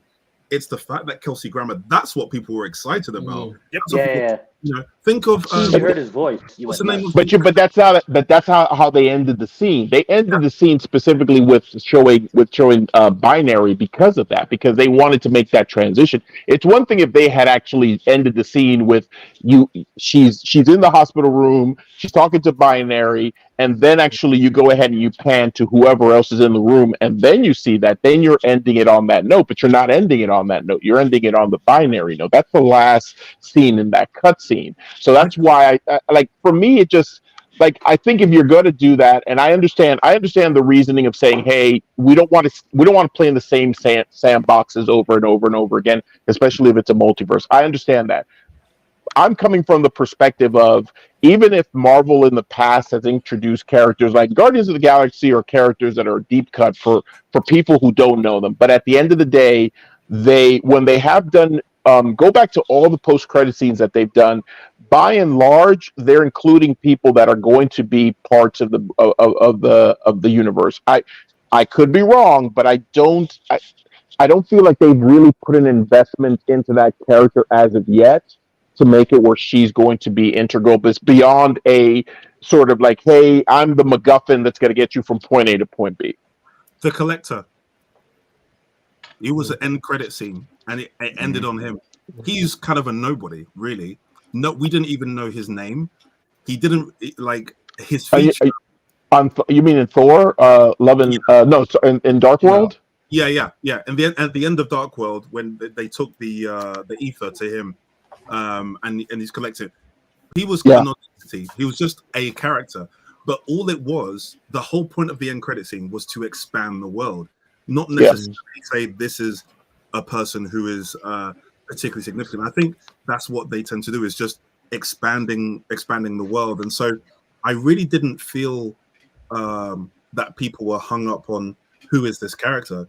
I think people were hung up. The everyday moviegoer was just like, oh my gosh, she's in a different world. And it's the X-Men that I watched like years ago when it was one of the only superhero things that was about. And then also, look, it's her mother. She's alive. Like, they don't even have to see Doctor Strange to realize that. And look, she's got the 2 bangles. Again, we don't have to see any other movie to notice that. In this movie, that's the only thing that makes sense. So I don't think it has to be something. It's just someone is now trapped in another universe, and that was my takeaway, and I think that was a lot of people's takeaway. Sort of thing. We're nerds, so we would, and I think the same thing with Thanos. Like, we don't. Who is this guy? Who is sitting in the chair? Even when they brought him back, he was still sitting in that very same chair. Remember that but that's what I'm saying. But they were leading up to him specifically. That's what I'm saying. Like, it's one thing for you to say, "Hey, we're leading up to this specific person." Same thing with Beast. If we're eventually working our way towards X-Men and we're throwing little nods to X-Men here and there, we know that's we're that's the direction we're going. Versus saying, "Hey, this is a side character that we're sort of adding into it." But no, to your point, you're right actually, and it might be that this is. And to Kai's point, there might be another couple of steps. I'm not going to say that Marvel has done a perfect job of writing out all of their dangling plot threads, because there's a lot of plot threads that they have left out into the ether. Yeah. So, it's just a wait and see kind of thing, and see actually if it pans out. Hopefully it does from the perspective of just not leaving. Like I said, my concern as a moviegoer is I know the characters and I know the comic book. I feel like the moment you do a scene like that, especially with the idea of people being like, I'm sort of done with having to watch everything to make for it to make sense. Adding deeper cut characters adds to that conversation, and you're saying, well, crap, I don't know this person, and now the excitement that we had before Endgame, we got to talk about that. This is the era that we're in. The excitement before Endgame, you couldn't get enough of it. People wanted to consume it all at once. After Endgame, it's people are a lot more discerning with their time and their effort and their money, and they're like, I don't know that I want to invest money into getting into this other movie or time into this other TV series and stuff like that if it has to be all interconnected. So my question to you, sorry, who was that? No, yeah. I was just gonna say, like, absolutely, and I think Beast would get their money. I think that's. You think so? Yeah, I think Beast would get them. Absolutely. It's nostalgia for. Oh, there he goes again. All right, Mr. Freeze. My question now that he's frozen. What version of the X-Men you think they're going with? Like, are we getting Halle Berry back? I think multiple. I honestly think they're going to be multiple. I don't think there's just going to be one version. Because now that Disney has bought over Fox and Deadpool's introducing Logan into their movie, are we going to be getting the original cast? Well, X-Men has already established that the new cast, or the first class, is the Bryan Singer universe, where this is where they grow up to become. So I think they'll probably end up using more of the 2000 Fox or 2000 X-Men characters, like Famke Janssen and Halle Berry, and I think that's what we're going to see. I'm hoping more that they change the cast completely. I think that's what they'll do. I think they'll get a younger cast. I don't think they're going to. I think that they'll get a younger cast. I can't imagine. What would be the purpose of having Hugh Jackman in Deadpool then? It's just to get the money and then bring everybody together in a way to show that these are different universes. These are the multiverse, right? Yeah. They're going to give you what you want, but the main continuity, the ones that they're going to keep, are the ones that they're going to show us in the end. And they're going to give you the final touch with Deadpool, with Hugh Jackman, and they're probably going to show you somehow he gets thrown into another universe, or he gets younger or something like that. To me, it wouldn't work with just bringing in a new Wolverine into this movie. You don't think so? No. I think they will. I think they're gonna go with a new cast. I think actually they'll throw some nods, but I think actually eventually we're gonna get some casting news similar to like what they're doing right now with Fantastic Four. We're gonna get some casting news. It's gonna be actually, hey, these are gonna be the X-Men, and that's even if they go with, the popular X-Men versus for the actual honest to God first class Iceman, Cyclops kind of stuff. When I said this movie, I was speaking of the actual Deadpool movie. I'm saying it wouldn't work bringing a new Wolverine into that. Oh yeah. That's that makes sense. I was thinking more like after that movie, it'll be like the incursions that they keep talking about in every movie so far. I think that once the incursion happens, it melds things together, and then they'll just put that new cast and then insert the history of the X-Men in the 616. MCU 616, as it's called, right? As Kevin Feige calls it. I honestly think that they will use the opportunity to reboot as they want to. and that may mean using characters that they already have. Think of the whole multiverse thing, and this is both. It's kind of a bit of a double-edged sword because it helps them to correct things. So Yes. Jamie Foxx, right? It's like we like Jamie Foxx as Electro, but we want to cut out the goofy stuff that we didn't, and we can call this another universe. That Jamie Foxx wasn't necessarily the one that we saw, but we can relate to it because we've seen a similar storyline. There can be two universes which were so similar. Same thing with Logan. Now, this Wolverine could be the same as the 2000s Wolverine, but they could also say it's a different universe one. There's one where he's got the costumes and all that.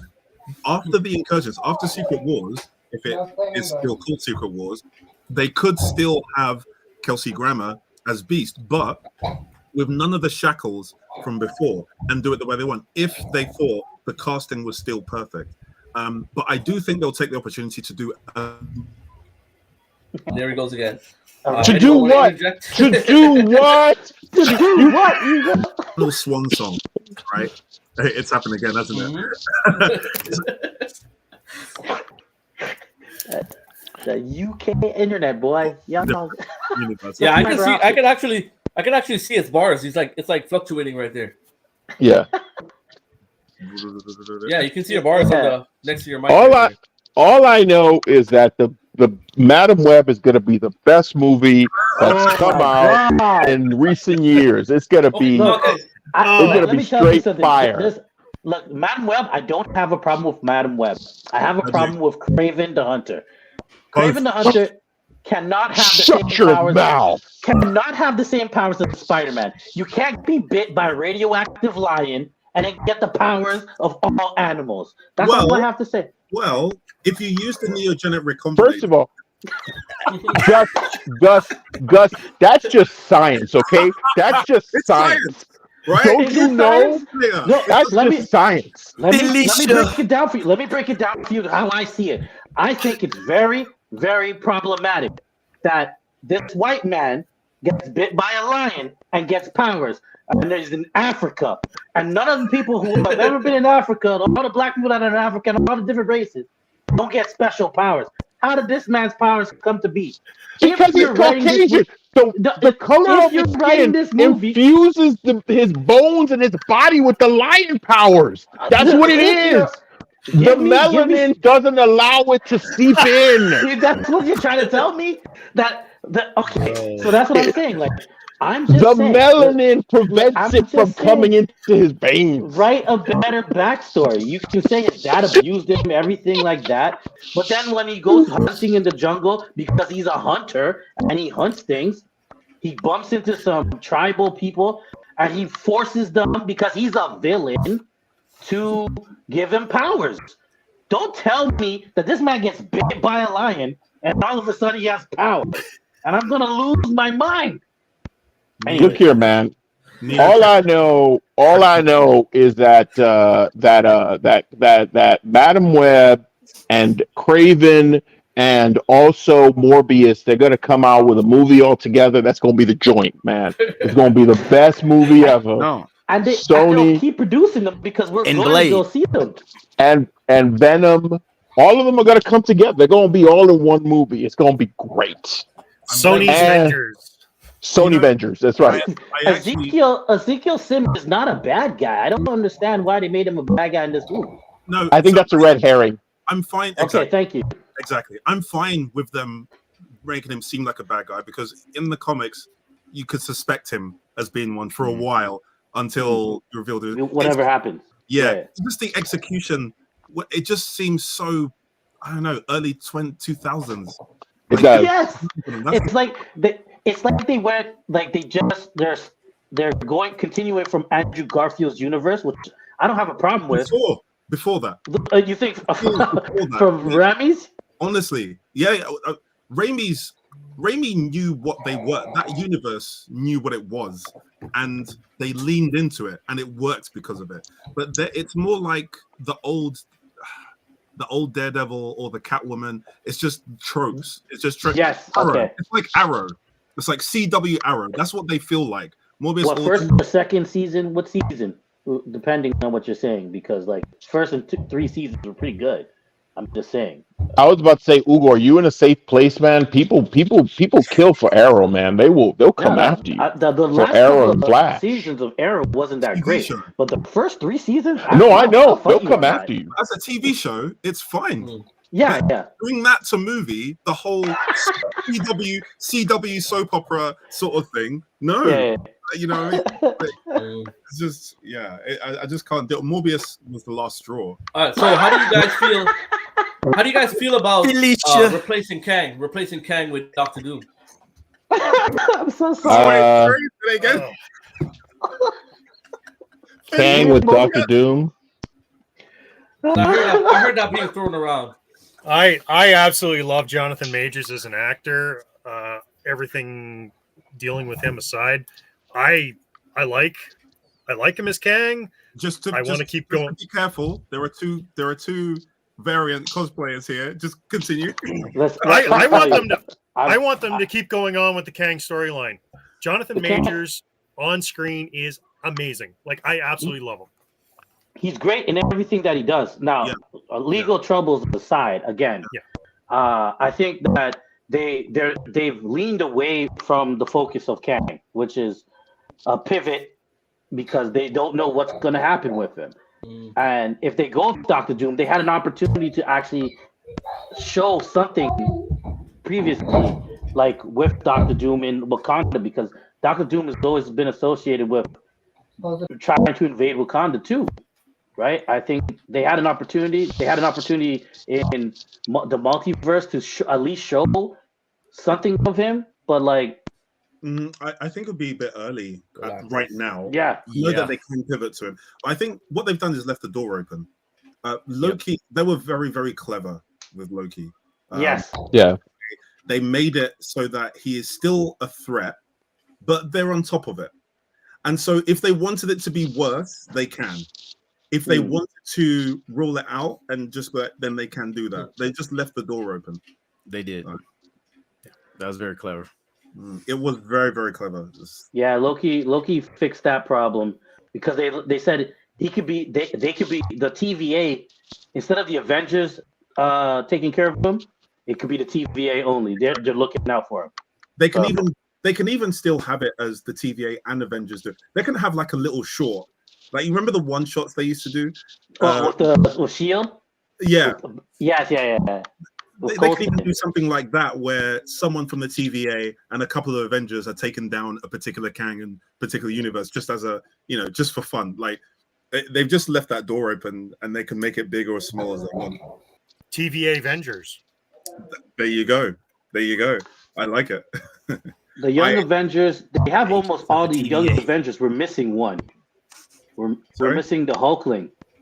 Well, no, thank you. No, see, with the young Avengers, I can see the Hulkling. In the Hulkling, but that's not what they're gonna do. They're gonna give in the show that Dom likes, right? She-Hulk. They introduced She-Hulk, yeah. Yeah, they introduced Scar. I don't want them to go there. They cannot go there. That's what they would want to do, and I can't allow it. You can. I will man. Burn them out of time. They got to work on. Let me just tell you, with that Hulkling, whatever, or Hulk's son, Scar, they got to work on that CGI because that looked terrible. He needs a barber. Reveal, needs a barber. It's just terrible. That's because the people working on it, man, are underpaid and overworked, man. That's the reality is that they're not getting the money and they are getting extremely overworked. So I'm not gonna begrudge them that for the CGI because that's a Disney Marvel problem, not the people working actually on it. They need to pay those people right. Should they slow down production of certain things because there's been an overabundance of. What they're going to end up doing is unionizing. So no, they're actually they said the guy who's running Disney now. What's his nuts? That's what they're going to do. Iger said he's actually they're going to slow down a lot of productions because of the fact that they want more quality than quantity because they have flooded the market. They there's too much content, there's too much stuff going on, and don't get me wrong, as much as I love it, I have to agree that you can't just be releasing a show for every freaking character under the sun. Doesn't matter how much I may like or may actually watch it. Every character does not need a show. Not every character. Don't get me wrong. I mean, if they do a Madison show, I'm on top of that, man. I will watch Madison. And the why is not where you think. I will watch that show. There've been two things. No, I'm fine. I'm fine with that. Like for me, She-Hulk. The moment Daredevil came in, then I was on board. But yeah, I was like, you know what, I'm gonna watch this. No, there've been a couple of issues. One was the other Bob who took over from Bob Iger before, Bob Chapek, or as I like to call him, Bob Paycheck, as I like to call him. Pro money. This dude was like, they were just flooding content. Kevin Feige didn't get the kind of support that he usually gets. Iger was about the artist. Bob Chapek was about the paycheck, basically. And that's why he was eventually kicked out, and then Iger had to come back. And also, Feige now has been doing a lot more delegating. He had his eye on every single Marvel project before. At this point, with the amount of content coming through, he has to delegate, has no choice. And so you can see that in the quality that's lacking or in the connections. So now they're trying to slow things down. They're reviewing it. They're seeing things that were crap. They're pivoting. And then they're trying to have better quality with it. So I think that's what's happening in general. I can't believe this connection. All right. I got more questions. Ali's got parenting to do, guys. I was gonna say, we're looking at an hour and 48 minutes. Yeah, we're about to wrap it up now. Yeah. Okay. Thank you for having me, guys. Thank you, Ali. All right, so I got one last question to wrap this up. All right, so Rotten Tomatoes, the critic score is 62%, the audience score is 83% for the Marvels. Where are you ranking this? I'm gonna say 82% sounds fair. That sounds actually like where I would be. Good, I had a good time when I was watching that movie. Yeah, I didn't hate it and I didn't love it. I'm more like in the middle, not really in the middle. I'm more on the higher side. If it was more of a rap battle, less musical in that scene, 75 to 85. I'm between that range. I didn't have a problem with the musical. Thank you, man. I like it. I'm gonna hot take. There was no musical in that movie. It's just the way they were. Yeah, that was they spoke. There was no musical. That's the different. To me, I like it because it's a different planet. Not all the planets are gonna be like us, right? And I appreciate that it's not like us. I'm gonna remind everyone that we came from a generation and we came from movies where there was such a thing as a bat dance by Prince. Okay, so I need everybody to calm down. Calm down. Okay, it is okay. It was okay. We came from bat dance. I didn't agree with Carol Danvers crying over the fact that she was called the Annihilator. You went and destroyed a planet. You're the Annihilator. That's what you are. Yeah. Huh? No, but of course she is. Anything that anyone's done wrong here, if it's been publicized to any group of people, if that's all they call you out when you're trying to move on or you're trying to make things better, you're not going to like it. I think that's natural. Those white tears didn't work for me. I was like, I'm just saying, they didn't work for me. I understood the rage of Monica. I understood her rage because she's like, you didn't come and see me. My mom died. Everything that made sense to me. And while she's trying to explain to Carol that like this is how she felt, Carol's like, they called me names, and I'm like, this is not the same. No, that's experience more than that. Come on, that's not how it went down. That's not how it went down. But that does speak to a little bit to Carol's sort of story and her arc is that she basically is just like, hey man, she's so disconnected from the fact that she's just like, hey, I'm dealing with my own stuff. Like she doesn't, and this movie grounds and humanizes her because it brings her down to earth to say, hey, not all your problems are the be all end all. Like, and I think actually, if you look back, and it makes perfect sense because if you look back, even there's a scene in Endgame where they asked Carol, hey, what are you doing? And she's just like, I'm going to go ahead and do this. And they're like, why don't you come over here? And they say, and she says, because you guys are not the only planet around. Exactly. Like that is the character that she has. She takes all this responsibility and all this stuff on her. So on the one hand, I'm not saying it's her getting, oh, everybody called me the annihilator. Actually, if anything, it's a good character point that's the way she looks at it. That she's just like, you don't understand. This is my troubles, and it's just like, chick, don't you? I'm telling you, you didn't come visit me. My mama died. Your best friend. Yeah. Your best friend. You're my aunt. It's relatable though. Like, it's relatable. Yeah.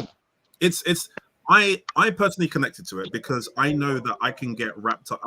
I do a lot, and because of that, I kind of break myself away from people's everyday things. Social people meeting up socially, people who need me. I've lost friends who wanted to be a lot kind of closer and tighter, and it's just the way I am and the way I approach my problems and things like that, and the things I'm taking up. So I can relate to that, and I think a lot of people can.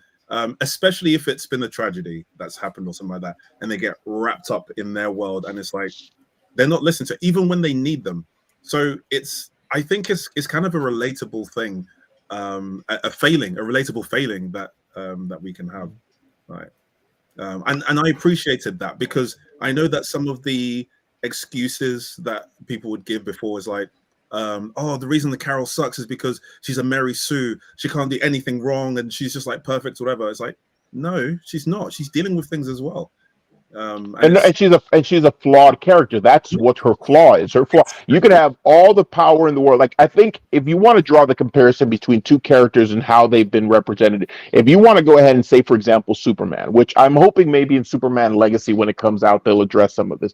The issue that people have had with Superman for years is that he's too perfect. Not only is he actually has every power under the sun, no pun intended. And I saw Kai came into the camera too. Yeah, She read. Hey, But the other problem people have with Superman is that he is morally above everybody else, and people just there's not a relatability to it. That's what Zach was trying to change. That's what Zach was trying to change. I feel. No, and I will tell you, I appreciated that part of what they introduced. As much as people don't like the interpretation of Kevin Costner's Pa Kent, I honestly really enjoyed it. I love the fact that he was so human that I was like, if you have a child and that child is going to potentially get experimented on, and you're trying to protect that child, and they tell you, hey man, there was a bus of kids that were about to die. What you want me to do? And you as a parent, your sort of care is split because you're like, I care about my child. I understand the moral implications of letting people die, but at the same time, that's my child, and that's the kind of stuff that I think actually that's interesting. That completely. That's what I said. You disagree all you want, Gus. I'm telling you right now, if my child has superpowers and I knew someone was going to dissect her and she said, hey, I can save these people in this building, but if they do, especially that Clark didn't save those people. Clark didn't know, but Clark never knew how to actually manage his powers. You understand what I mean? So it's like the chance of him getting captured, it's probable. You know what I mean? I'm not going to agree with any of that. Kai, can I get your opinion on this, please? As the resident Superman fan? Here's the thing. I agree with the efforts, right? And the motivation for the way they want to make Pa Kent. Smallville wrote it better. Thank you. They gave a father who was overprotective, had flaws, but at the same time, he still had that moral center of like, no, you should help other people. But they still managed to show that he's also an overprotective father, and they did it in different ways. So my problem was I still think they could have written it better, even though they could have. But the benefit that Smallville had is that Smallville had several seasons with that character. You can talk about a character's character arc versus Kevin Costner has to convey this in a 2-hour movie in which he's not the central character. Yeah, he was probably in it for an hour, 45 minutes. Yeah, exactly. He wasn't. Clark. Don't save me. I'm not agreeing with that. No, don't get me wrong. I think that's a stupid scene. I'm not saying that's a stupid scene. Yeah, I know what you're saying. But here's another person who, with little screen time, managed to convey that dichotomy. Brandon's Jor-El from Superman the movie. Like he managed to give someone who, like, you know, the way that he was with the council and things like that, and it's like the planet's going to destroy it, yada yada yada, and at the same time being the rebel and things like that, and then saying to his son about his destiny and things like that, but also at the same time, you shall not interfere with human history, and you know, had the they still managed to write it well. But yeah, like I say, I understand the efforts with Kevin Costner's one. I just, that line really gets me for some reason when he said like maybe. I'm just like, oh, I wanna, oh, I know. I mean, I will tell you the same. It's funny because the same reaction you have to that line is the same reaction I have, but in the opposite sense. Because, like I said, I feel that as somebody, actually, not to bring it to a personal level, because I saw this movie before my child was born, but as a father now, I look at that and I say, yeah, I can sort of see that. I can sort of see being like, I don't know that I want you out in the world having to put yourself out there to people, actually, because that's part of the protectiveness of your. I mean, I'm not saying that, and that speaks to my flaw. Should she go out and try to save the world? Absolutely. Am I going to have a hesitation about it? Am I going to have a little cringe moment? Absolutely. Yeah. I get that. I'm still waiting. I'm sorry. I feel like Kai has a cat. Kai, I'm sorry. Go ahead. Please speak on this. We You're can't on hear you. mute. You're on mute. Oh, you're on mute. She's not on. You're mute. on mute. It's not She's muted. not on mute. It's her mic. No, It's her mic. but we can't hear. Oh, we can't hear you. No, this is the. She's coming back. Number She's one fan coming right back. here. No, I can't hear you. I really wanted her to destroy you. Was she You know on? that, Was she right? on mute the whole time? No, she wasn't on mute though. She's talked. Her mic. Her No, mic I think didn't actually have- I think she has to I think the connection was faulty. I think it was to do with Yeah. yeah. All right, I mean- can I be heard? Yay. Yeah, there Yes. you are. Starting. Go Yes. for it. Yes. The one I wanted to hear. I'm turning my light off though. I do feel like Man of Steel was just extreme in its entirety. Like I feel like it was over the top. It was extreme.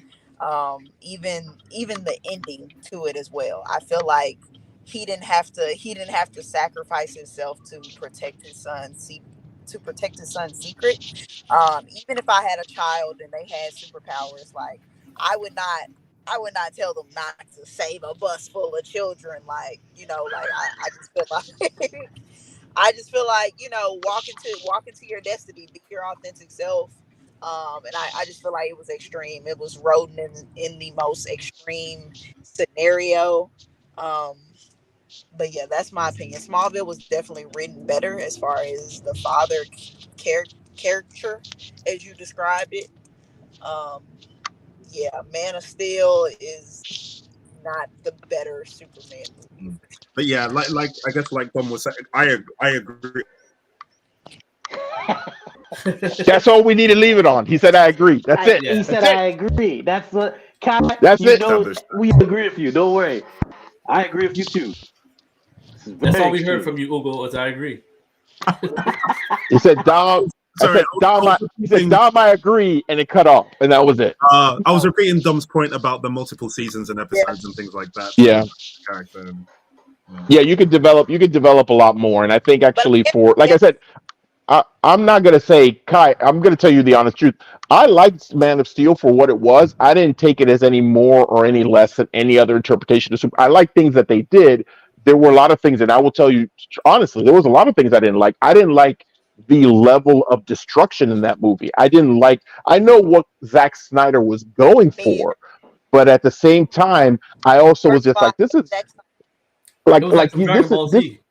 this is destruction porn. This is what this is. This destruction porn. Like that was there were levels that you could have kept it under with that. But I did like some of the nuances that he added to Superman for a modern age, because like I said, I think that Superman, up until a couple of years ago, has been written, or not actually more than a couple of years ago, he's been written in a very similar fashion, because he's the mold. He's the mold that all other heroes come from, and he's been hard to write. Hence the reason why I think that you see so many now What's the most popular thing in Superman type lore? What do you see all the time now? It's Superman gone bad. That's what you see. Everything. The Boys, Invincible, every one of these shows, and even actually Injustice. Like I can keep naming off things where they've created a Superman archetype and said, "What if Superman is bad?" The reason why it's been is because it's been a direct response to the interpretation of Superman being the beacon of good, and everything is good, and I'm always the moral center, and I have all the powers. That's the reason why all of everyone else has come in and been like creatively and be like, "Well, what if he was bad?" Yeah, But And that's the been thing is that Man of Steel is like, so okay, I don't know. what'd you say, Kyle? I said I feel she's like gone these again. writers are trying to make Superman fit society and not allowing Superman to be his Yeah, authentic so self. that's exactly like Man of Steel. Man of Yeah, Steel yeah. was what if Superman was? They As you're saying, shot if Man Superman of was Steel. bad, right? Yeah, they shot Man of Steel like it was a Batman movie, and that is why I No, was so that's what I liked about Man of Steel. It's like as Don was saying, all these spin-offs or what if Superman was bad? Man of Steel to me is like asking the question, what if Superman was human? You know what I mean? Dealing with No, I human like problems. that. I don't like the way that it was shot, and I've said this before on camera where it was shot very dark, like it was a Oh yeah. Oh, the color palette was was really the sun did not shine in that movie. It was the entire movie, like, and to me that wasn't a symbol of hope. Like, you know, Kai, there's one. But Kai, I felt it was a plateau to get to that point, right? Kai, there was one scene. No, Kai, that's not true. There was one scene with sunshine. There was one damn scene, man. One scene. Let me ask you a question. How is Superman sad when he's saving people? When everybody's cheering for him, he's just sad. I don't understand that. It was sad the whole movie. Just sad. Yeah. Like, My guy didn't smile at all. Yeah. My dude, he has a smile. That's what he's supposed to disarm you with, the smile. Make you feel like he's human, even though he's an alien. No, but see, no, you see, Gus, that's no, Gus, you see right there. That's the right there. Disarm nothing. Superman is just genuinely like that. He's not doing that to disarm anybody. He's doing that because he's enjoying actually what he's doing. So it's not a technique. But that movie displayed him as a person who didn't enjoy what he's doing. Well, no, and he didn't, and they didn't. But again, if you take it into context, that's his year one. That's his year one movie in the Zack Snyderverse. That's his first time he's going out there. Can we keep this DC discussion for another podcast episode? Okay. One last point on that. One last point. The humanizing Superman was done better in Superman and Lois. There, they kept him hopeful. They humanized him. You're talking about the TV series? Yeah. The TV series is amazing. Most definitely. They humanized him. This is what I don't understand about DC. Why they can do animation and why they can do their television so good, but it does not transfer onto the big screen. I just do not understand where they are losing it in that transition, because Superman and Lois is done phenomenal job in humanizing him. It's dark, but he's still hopeful. And it's still hopeful. When he enters the room, it's dark. When he enters the room, the atmosphere. It does exactly what they attempted to do. They just had to copy and paste Justice League Unlimited or one of those. And he uses his powers like he should use his powers. Like he doesn't if he could do something at super speed, he's going to do it at super speed. Yeah, and he does it with a smile, and he does it with a smile. You know what I'm saying? He does it with a smile. Oh, it's beautiful. There's colors, and Well, I will actually, but you guys bring up a good point, and so does actually. So Justice League and Justice League Unlimited. If you guys watch that show from Superman the animated series all the way through that, you'll notice the evolution of Superman, and not as a smiling character, because I think a lot of people confuse smiling with being Superman is a beacon of hope. But don't get it wrong. There's an episode of Justice League Unlimited where what happens? Darkseid comes knocking for help, and Superman's the first one's like, no, that guy, that guy. Yeah. And Batman's that's right, but Batman is the one talking him down. Batman's the one telling him, "Hey, listen, man, I know you got possessed, you need to calm down. But Superman is the one who's like, nah, man, forget that. Let that guy burn. I don't care. He didn't even want to talk to Connor in Young Justice for the first how many episodes? Yeah, exactly. JLU Superman is actually stubborn. He's a he is, and it's scary compared to, but like he's closer to the Justice Lord Superman in JLU than in the other animation. And not only that, but who calls him out on it? Who calls him out on exactly what we're saying? There's an episode. And not only Batman, but also who also calls him out. There's the episode Clash with Shazam. And what does Shazam do? Shazam tells him. That was You mean Shazam? Yeah, Captain Marvel. Where he basically says, yeah. Keeping it. That's good. You're looping it back around. That's good. You're looping it back around.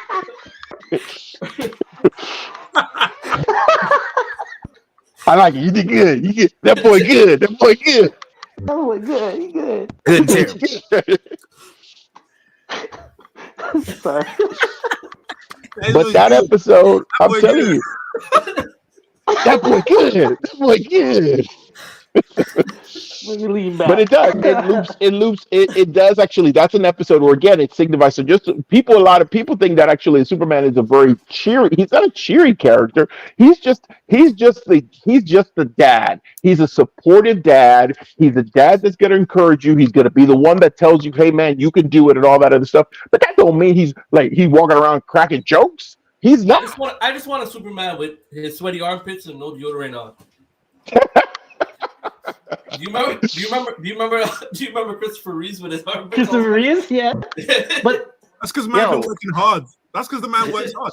This was polyester. This man will fight 3 Kryptonians whilst trying to save everyone all at the same time.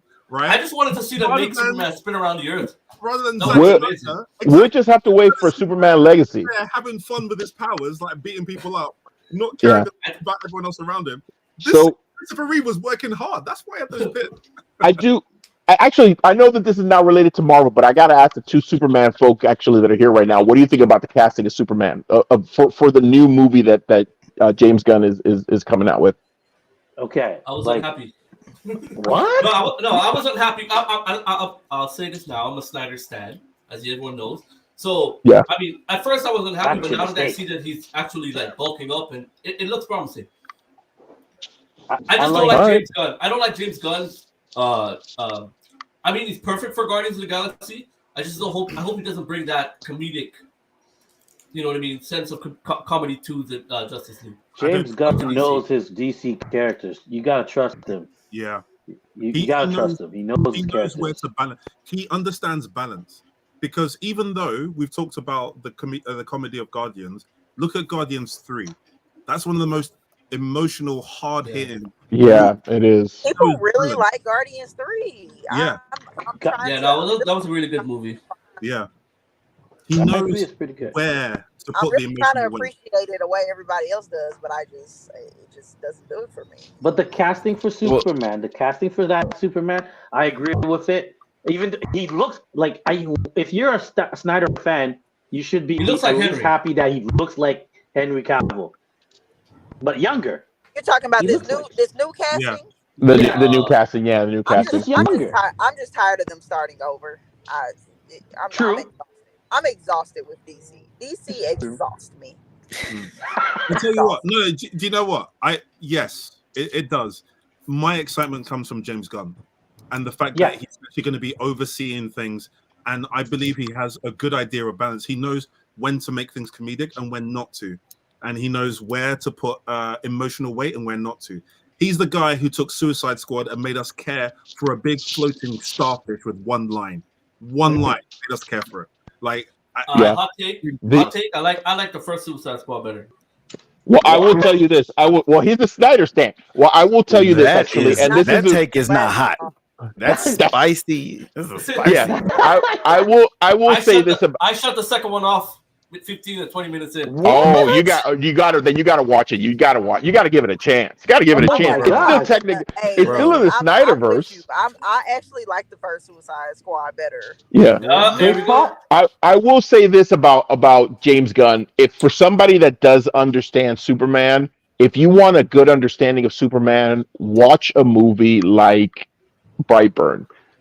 And Oh I my will tell God. you that because of that, he understands. Because if you can make the antithesis of that kind of character, then I think you have a good grasp of the character. Because if you can draw a complete parallel difference, then I think actually you could do a good job of actually incorporating it. Because like I said, when you look at Brightburn, Brightburn is Superman. It's a evil Superman Exact horror story of movie. Superman. It's exactly that. And for you Snyder stands, it's in the same sepia colored whatever tone as Snyder stuff. It's And you in know the what's funny same. about that Brightburn movie that you mentioned? They even have in the end of the movie they tell you that there's a Batman, a Yep. vampire Batman, and a Wonder Woman who There's just an goes around Aquaman, a killing people. I don't Batman. need to Yep. watch it anymore. Gussie just gave the ending away. What? Oh no, you're fine. You should still watch it. I will tell you, should still watch. That's 20 years you will ago. enjoy it. You will enjoy it. You will enjoy it. You will. Yeah. And actually, yeah, I'm I excited You'll for enjoy. Rebel Moon. I have faith. The other thing is, James Gunn has been on the inside with how things have been done at Marvel for years. So he understands how to try and tie things together with DC and make them connect in a way that people will get excited. I mean, You know think what? I have someone who's very He made me knowledgeable enjoy in the DC Peacemaker. situation that I think that you guys should be in a conversation with next time. Say again? I said I have someone who's very knowledgeable on the whole DC, Right. James Gunn, Zack Snyder. Right. So we'll do a discussion next time. Hmm. Now, All right, that's right. We're off topic. That's right. We're completely off topic. Now let's go back to Captain Marvel. Not the original. Nah, I'm one. good. Not the original Captain Marvel. Not Billy. Carol Danvers is a terrorist and a villain. I don't care what anybody says. Wow. All right. So are you, after seeing this movie, are you hopeful for the next set of I am. Marvel movies that are coming out? I am. Okay. I am because I do think that they are trying to deliberately pivot. They're trying to take their time and really focus. They're not afraid to throw things away or push things out. And as long as Feige is more involved and less delegating, then I think they'll be on a good track. There's one movie next year, right? There's only one movie. Exactly. Yeah. Exactly. What's the one movie? Is that which one is it? Captain America or is that get pushed back? Deadpool. Deadpool. Oh yeah, okay. Yeah, Deadpool's more for, well, I guess it's the same thing. Fox. I mean, I'm still wondering why they haven't discussed or like not even mentioned the celestial hand in the middle of the ocean. They don't need to yet. So, but this is one of the things. This is one of the problems about doing too much. They did so much, and they didn't have that. Kevin's hand.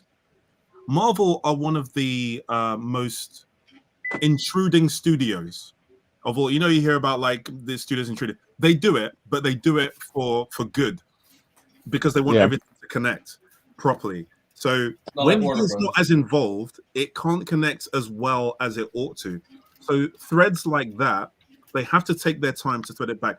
Do you know what we've waited even longer for in terms of a thread to be connected? Where the hell Red Skull went?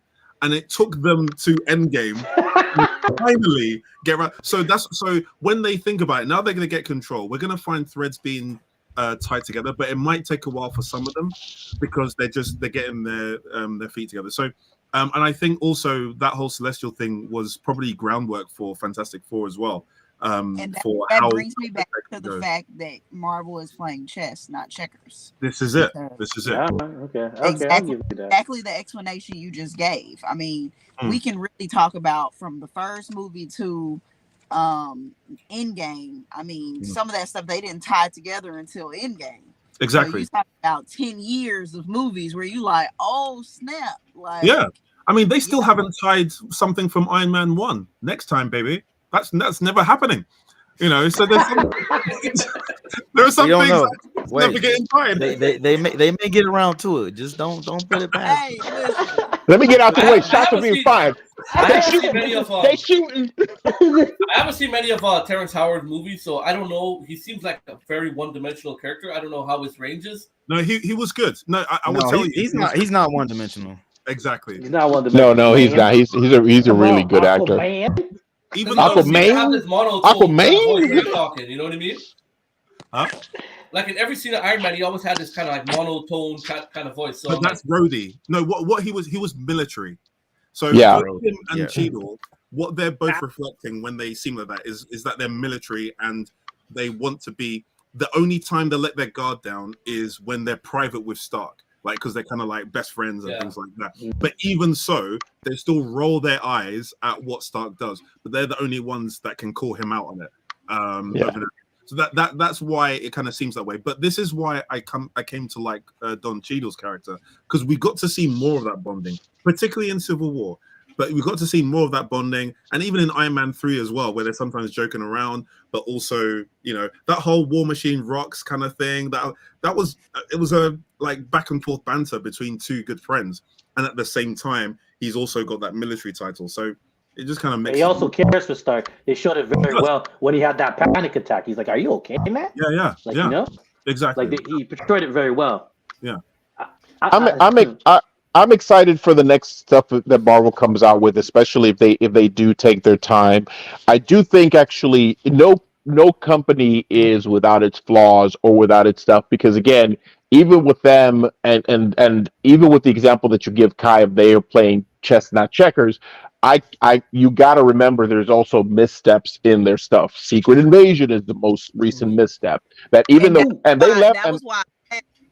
Yeah, that was why I asked, do we feel like Marvel is doing too much now? they are, and that's what I'm saying. Like that was a misstep that now is it going to have? Are they going to make a payoff with Gaia? Who knows? Maybe they will, maybe they won't. She's the most. I don't know if you guys. She's the most OP. She's the most OP character ever. Marvel is doing way too much, and I'll be honest. I feel like the market is so oversaturated right now. The way they've done in the past, but I don't think it's saturated a long time ago. Yeah, it's not over. It's just the quality. It's the quality. Exactly. If everything, I don't know how to con experiences at where you guys are, but like Fan Expo here in Toronto, like last year, like I'd say 90% of the cosplays were all anime. So I don't know if the even. But that's because of the quality. I don't know, but I don't know if the interest is there as it was. Well, I'm thinking when it comes down to cosplay, people are starting to age out. Yeah, I feel like the younger generation is more into the anime stuff. So it's like. No, I don't know that I would agree. I think actually, just like anything, everything is cyclical, because I will tell you that even with anime, again, there's the two popular studios, obviously with Marvel and with Warner Brothers. If they take a step back, there's still quality stuff, because again, I'm watching, for example, Invincible. So far, that's been a phenomenal show. I mean, I read the series, and watching it on Amazon, it's been an amazing series. I don't know if you guys have watched Gen V from The Boys. I was about to comment. It was really good. It was so I think actually, to Ugo's point, is there fatigue? Maybe there is, but maybe it's more so for the stuff that we already know, because there's not space where others can come in and say, hey, I'm going to put my stamp on it and make it just that little bit more different, and actually just sort of, it's not the same stuff that you've been seeing so far. It's, here's a difference on this genre and stuff like that. And when we start seeing that, it gives them the ability for, if Marvel is taking a step back and doing only one movie next year and maybe one or two shows in between, then people can have that time to sort of miss it and say, oh, wow, you know what I'd love to see? I'd love to be able to see, this character come back, or these characters come back, and stuff like that. Well, on top of fatigue, and not to throw any politics in there, but on top of the fatigue is also inflation as well. You know what I mean? I feel like a lot of people are, do I buy groceries or do I go see a movie? That's true. So, that's true. Yeah, I mean, there's the economic stuff, and then, like Chris was saying before, the pandemic has already put a stamp on everything. The world is different, and there's no getting around that. So people are now thinking about what they're going to watch online or in the comfort of their own homes. They've got used to it in the pandemic. Even people who feel it's safe, they just can't be bothered now because they've gone through that. If you're trying to get off something, like off an addiction or whatever, if you spend enough time away from it and you know that you can handle it without it, it's just kind of like, what's it? I used to go to the cinema. I used to go back. I have a Cineworld card. I would go back to back cinemas because it won't cost me anything extra. I pay a certain amount a month. And I just found in the last year or so, I just wasn't doing it. not because I don't like cinema anymore, but because other things are just taking higher priority. So that all factors into it. Well, and also when stuff hits streaming within 45 days. Yeah, That's true. Also, Yep. yeah, Yep. also- Like, and Yep. that's what 3 weeks to see the Marvels, but then you're And now 3 weeks later. and now you can even order the popcorn from the studio to your house, so you don't need to Yeah. get microwave I mean- popcorn anymore. I mean, it depends on what the event is, because we got to look at also times, like for example, Barbie right before the writer's strike made a butt ton of money and people went to the theater to watch it. There's something to the experience of going to see it in a movie theater that I don't think has gone away, but I think people are being more selective about it. They're being more It's- selective about I being would like, say it's hey, not. huh? I'm saying, I definitely think it's more selective, but also you gotta look at the Barbie marketing campaign was genius. Like it Yes. was Yeah. genius. Yeah, a live action movie has never been done, but I mean, when you started off with Avengers, you brought in the A-Team right away, and everyone already saw what they wanted to see. You know what I mean? Like they got their Avengers right there on the screen. I mean, as I say, yeah, it could get better, but now people aren't as hopeful. Maybe But X-Men people- might change that, but because also- the nostalgia of the '90s show and the Yes. comics is there, but nostalgia counts for a lot. But this is where Marvel's success is really quite unique. When the first Avengers came in, that wasn't their A-Team. Their A-Team were licensed out to other companies. That's true. That is true. Yep. No Spider-Man. Spider-Man, they're fantastic. Spider-Man, X-Men, stuff. yep. Even yeah, they made Daredevil. Iron Man. Back to the Oh, So, point, like, yeah. but because of the quality, and making their B team, C team, A team. yes, exactly. Guardians. And now for Avengers, for us nerds, maybe we could have said they were kind of our A-Team anyway, because Because what? Here you go. My God. Barbie just had that energy to it. that I people couldn't get enough of. pleaded with Marvel. And here he goes again. To do what? What did you please? Oh my God. A talking fucking tree and a talking raccoon on animated, that's absolutely fine. I had I fun. agree, I can watch it. But please, I don't know what you said, Hugo, but I agree. And but then what happened was they did it, and those two characters were my favorites. Like, Hugo, are you stealing your neighbor's Wi-Fi or what? say again? Did it happen again? It happened like Jarvis, I've only Jarvis, heard of, like, did you 5% put of what everything you into the said. Wi-Fi, Jarvis? I've tried to stop. Sorry, I've been running. I was doing some work, and I've tried to stop. We found the culprit. That's what it is. He's doing work. He's doing work, guys. Stopping some processes. This guy's playing Galaga. Nice one. I understood that reference. Nice. I like that. I like that a lot. I think actually. So, what are you guys looking forward to? So, let me ask this: if there was a project that Marvel could, if they came to you, they knocked on your door and they said, "Hey, we want you to pitch us the next project, not something on their docket, not something that's already planned or something that's already been out there." What one project would you like to see that's not already been announced or already been like, what Marvel project would you like to see? I'm gonna start with you, Chris. I said this before they announced it, and it was Secret Wars. That's what I wanted to get to. Let me. Well, think. thanks a lot, Chris, because you gave us that. Thanks. I can't answer this. But it was Secret Wars directed by the Russos. That was my request also. Oh, okay, got it. Very specific. Ooh. I'm sorry, Kai. What'd you say? I said it would be hard for me to say for Marvel. I could tell you DC all day, but Marvel, I don't have one that I would just like to see. I'm definitely excited about seeing Ryan Reynolds and Hugh Jackman side by side because they're one of Deadpool and Wolverine is one of my favorite. If I had to say, I would want to see. You remember the animated movie that they made with Deadpool and Wolverine and the Hulk? I would want to see that. Oh, Yeah. okay, yeah. That was dope. Where they went Nice. next. Yeah, that's a good one. I think it was like a versus series. It was like Hulk versus, and then there was like Hulk versus Thor and Hulk. Yeah. Hulk versus Wolverine. Yeah, it was like is Hulk definitely. versus Wolverine. Yeah. That would actually be I would awesome. want to see Yeah. that on the big screen. Mr. Cosplay Alliance, what you got, man? Oh shit! I'd like for them to start the X-Men over like they did with the Avengers. All right. It's kind of like Professor X going out and having everyone solo movie. and then bringing them all together. You know what I mean? Developing that storyline instead of having them all meet up in one movie. Okay. All right. So, Hawk, what you got? Well, mine stems out of Thor because I really want a good Beta Ray Bill story. Nice. Man, Nice. they kind of screwed us out of that opportunity. Yeah. Like they give you a hint at Beta Ray Bill, but if you look at that whole storyline of the introduction of Beta Ray Bill,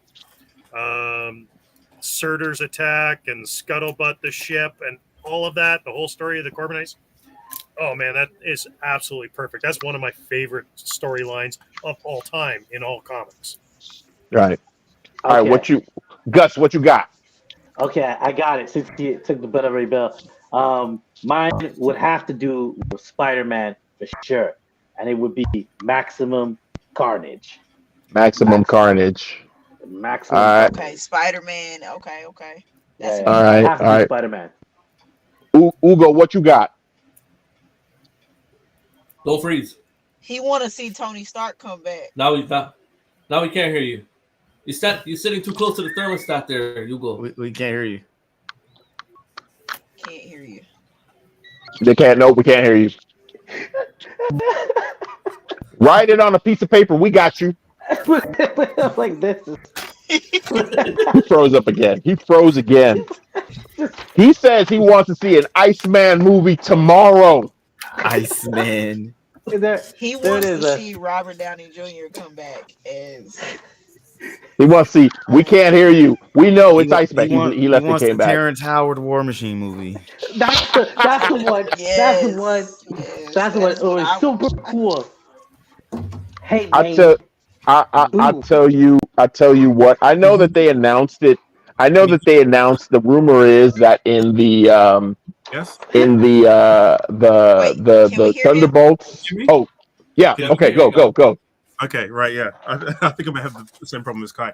So it's kind of on the similar lines as Chris, but just before it.